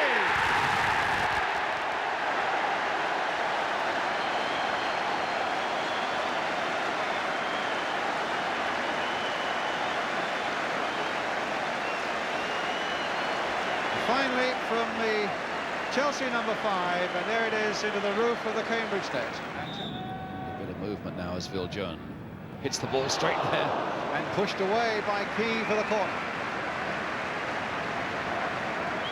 Well, I think the whole Cambridge defence was there looking for somebody on this side of the field.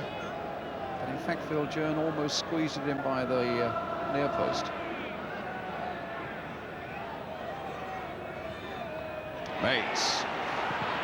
Oh, he did. It was a better effort, in fact, because Chivers beating the challenge of Finney. Long ball forward by Buxted. And that's headed down for Mays by Murray. Viljoen wide on the right. And the cross is going to be a little too deep for anybody. No, it's knocked back in there. And Mays has made it 2.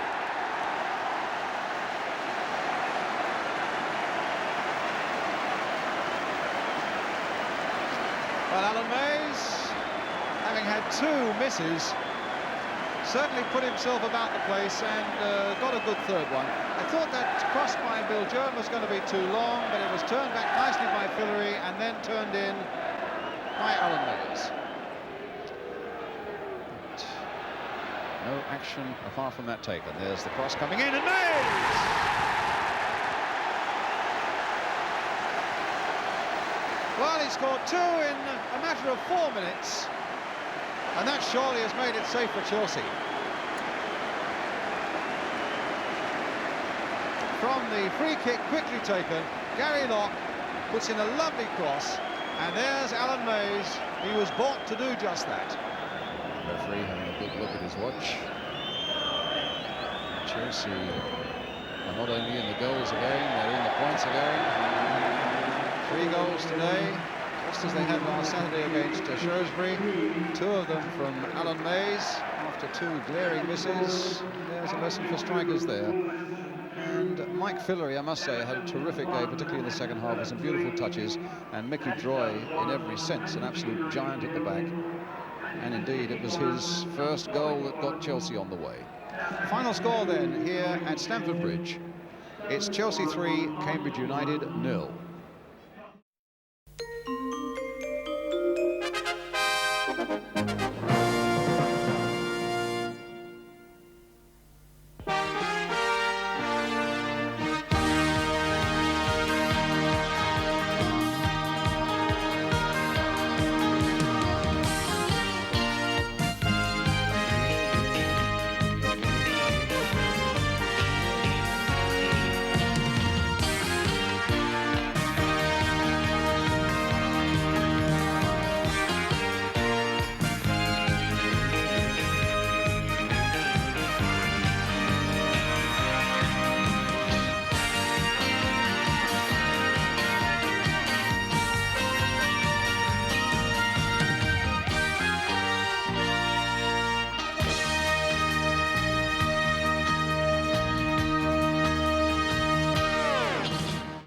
Well, our first match, it's Queen's Park Rangers against Chelsea, the only first-class match played in London this weekend. 22,000 at Loftus Road. Rangers' best crowd of the season, in fact. And the artificial pitch, no arguing now that it makes a great sight of green in London this weekend, thanks to the work of 30 prisoners from nearby Wormwood Scrubs, who were allowed in early in the morning to clear away the covers. But QPR have had their problems. Somebody stole in the previous night and painted in white on the pitch a slogan proclaiming a man's innocence. At any rate, let's catch up on the 2 teams. Here's the QPR team. The first game for 18-year-old midfielder Mark O'Connor, and a rare chance for 20-year-old Ian Stewart up front. Queen's Park Rangers still missing top scorer Simon Stainrod, who is suspended. Meanwhile, Chelsea, they're unchanged. They're a side going through a good little spell right now, unbeaten in their last 5 games. Number 7, Alan Mays, is a former Rangers man. The only decision for manager John Neal was to name the sub, and it's Mickey Nutton. Bates straight at Flanagan. Coming back to Flanagan from O'Connor. Now Flanagan off. Micklewhite. And it might come through O'Connor's little touch there. Flanagan trying to play it back again. Flanagan shot just over the top. Good combination there by Queen's Park Rangers, and Chelsea had so many back. And there was a ball that came out in the end so invitingly for Mick Flanagan. And his shot was too high. Roeder. That's a good ball by Roeder, if Flanagan could get there. Oh, and the keeper completely bemused by that. Well, there was an example of players not used to the artificial turf. Young Steve Francis came out and was completely bamboozled by the bounce. Flanagan wasn't, but in the end didn't quite get the cross that was required with the keeper right out of it. You can see Francis completely misjudging it, then losing his footing. Flanagan just keeping it in play there. Stewart.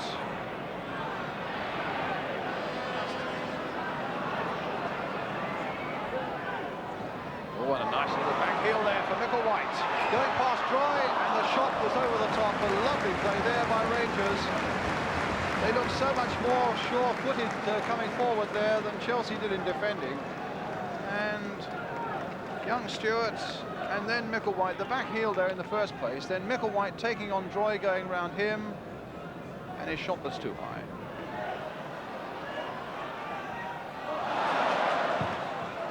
Hutchins again. Gillard just flicking it on, but a little pass here might put Walker in. 1-0 to Chelsea.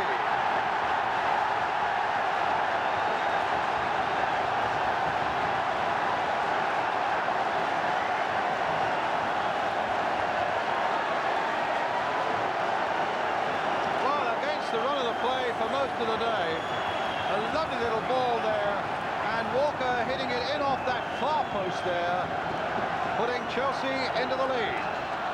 And now Fenwick. And now Micklewhite being chased by Fillery, but still finds Stewart. And a deep cross towards Mick Flanagan. There's his header, and there's a good save by Francis.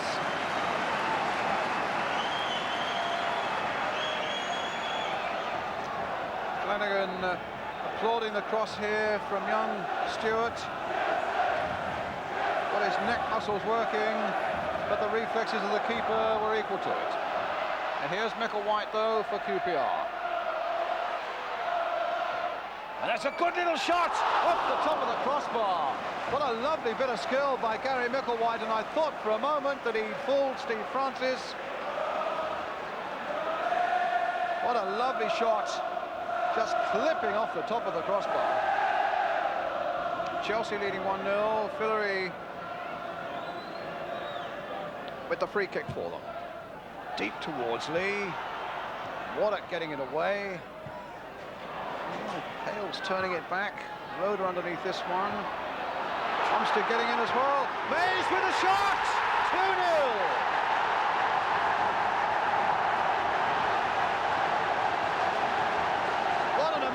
Finish for Chelsea, and it's all up for Rangers now. And Alan Mays against his old club, catching it on the volley without a lot of power. It's fair, but the direction was right, and Burridge was without a chance.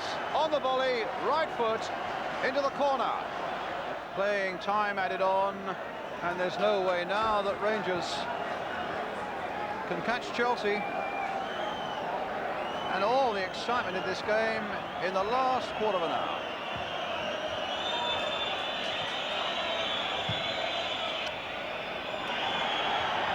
Walker bangs the ball away as the final whistle goes, and an amazing victory for Chelsea. Back on their heels for quite a while in this game, and then 2 goals in the last 12 minutes. Clive Walker getting the first one. And then number 7, Alan Mays, adding to it right at the finish. The Chelsea fans are going mad behind that left-hand goal. A word about Chelsea, who've now stretched their unbeaten run to 6 games. They became the first side to win at QPR since August, and they do begin to look a bit of a side again. And manager John Neal, who's got a number of things right at the club, knows how much yesterday's win was down to defender and skipper to Mickey Droy. Yeah, isn't he? A tremendous skipper, club captain, you know, he takes a lot of pride in Chelsea. And he showed it today. I don't think he was any better on the field. In fact, I would give him the star. I'll give him the star jersey on Monday, Brian. You got a booking, though, John? Well, it's inevitable. We decided this before the match, that would be positive. And if we were going to tackle people, we had to go and tackle them. No good chickening out halfway. And this was the positive attitude that they all had, and they went through and won a lot. when people tell me you can't tackle on this surface. Prove today you can. Mind Mickey Joy's got a few burns and that, but, you know, we're just here once a season, aren't we? Yes. John Neal, a happy man, the manager of Chelsea.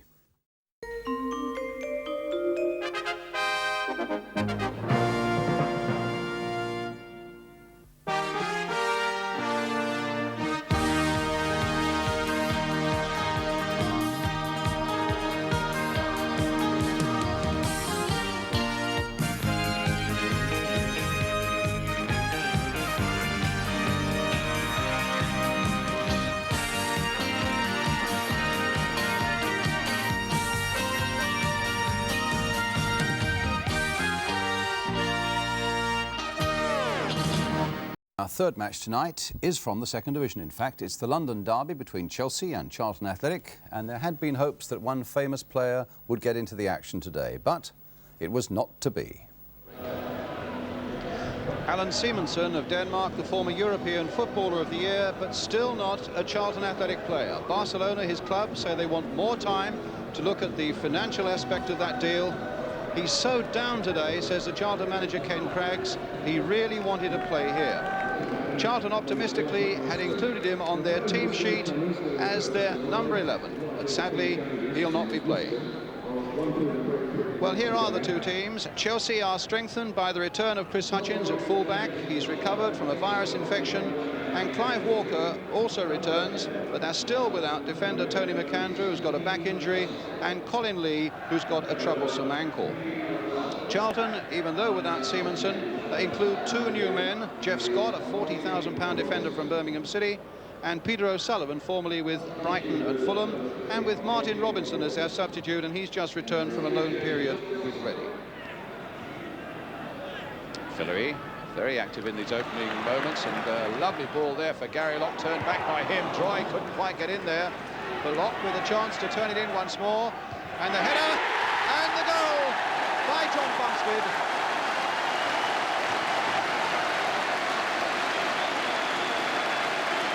And Chelsea go into an early lead.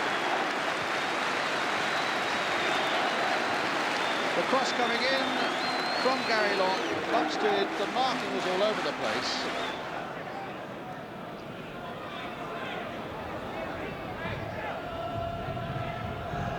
Oh, lovely play there by Fillory, and a good ball in for Robson. Pates finding Bumstead, back for Robson again. Good play here by Chelsea. Nice one-touch stop, and it's Walker onto that left foot, and saved at the second attempt by Nicky Johns when Robson was in there waiting for the slightest error. Locke once again, and Elliott. That was a funny old header, and they haven't got it away yet, but now Berry has. Troy, and again, and now Hales. Now Hales, who usually finishes well and does right now to make it 1-1.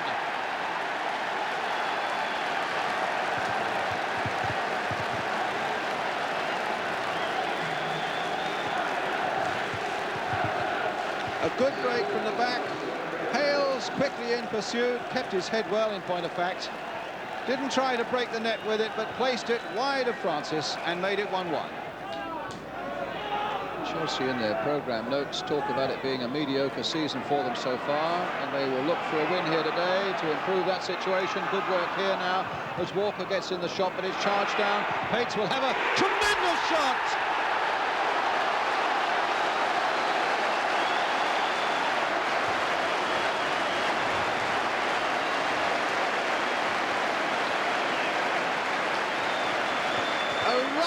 Drive there from the Chelsea number 4 after Walker's shot had been turned. Here he is now, homing in on this one, wide of Nicky Johns, and no chance with that. Because there's no doubt they deserved at half-time to go in on level terms. But now they've got another battle, and here's another bit of danger for them as Locke crosses it deep there towards Speedy. Gets it back there, it came off the crossbar. Robson, uncharacteristic for him, who snatches trifles like that to good effect. Well, that was so near to being number 3. A good cross coming in, Speedy at the far side getting up, very underneath it, in all sorts of trouble, and the ball, in fact, coming off the crossbar, it hit the knee, or the shin rather, there of Robson, and wide it goes. Towards Speedy on the far side. That time Elliott was equal to him in the air, and bangs that one away with his right boot. As far as Mickey Droy, all bounced on that massive chest. Oh, and a good ball in, and Robson, and number 3.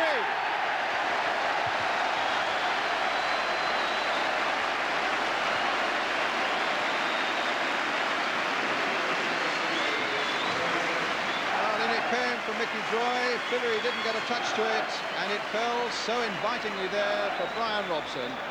Lock. Certainly a good, purposeful performance by Chelsea in the second half. This ball played for Pates, who really got it going so early in this half with that thundering goal. My word! Oh, I thought he was going to have another one then, and it had to be pushed away by Nicky Johns. Must have been moving a bit in the air. My goodness, he hit it well.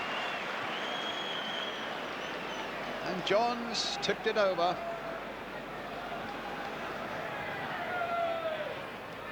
Hutchins. And Troy banging it against the crossbar.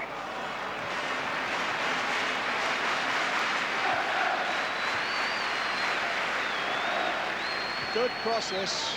And Troy, always dangerous, but he couldn't beat the bar. Very good afternoon for Chelsea, who deserved to win on their second half performance, and indeed on Monday, manager John Neal plans to add to that side. Joey Jones, the Welsh international from Wrexham, is the man he aims to buy to add a bit of steel, says John.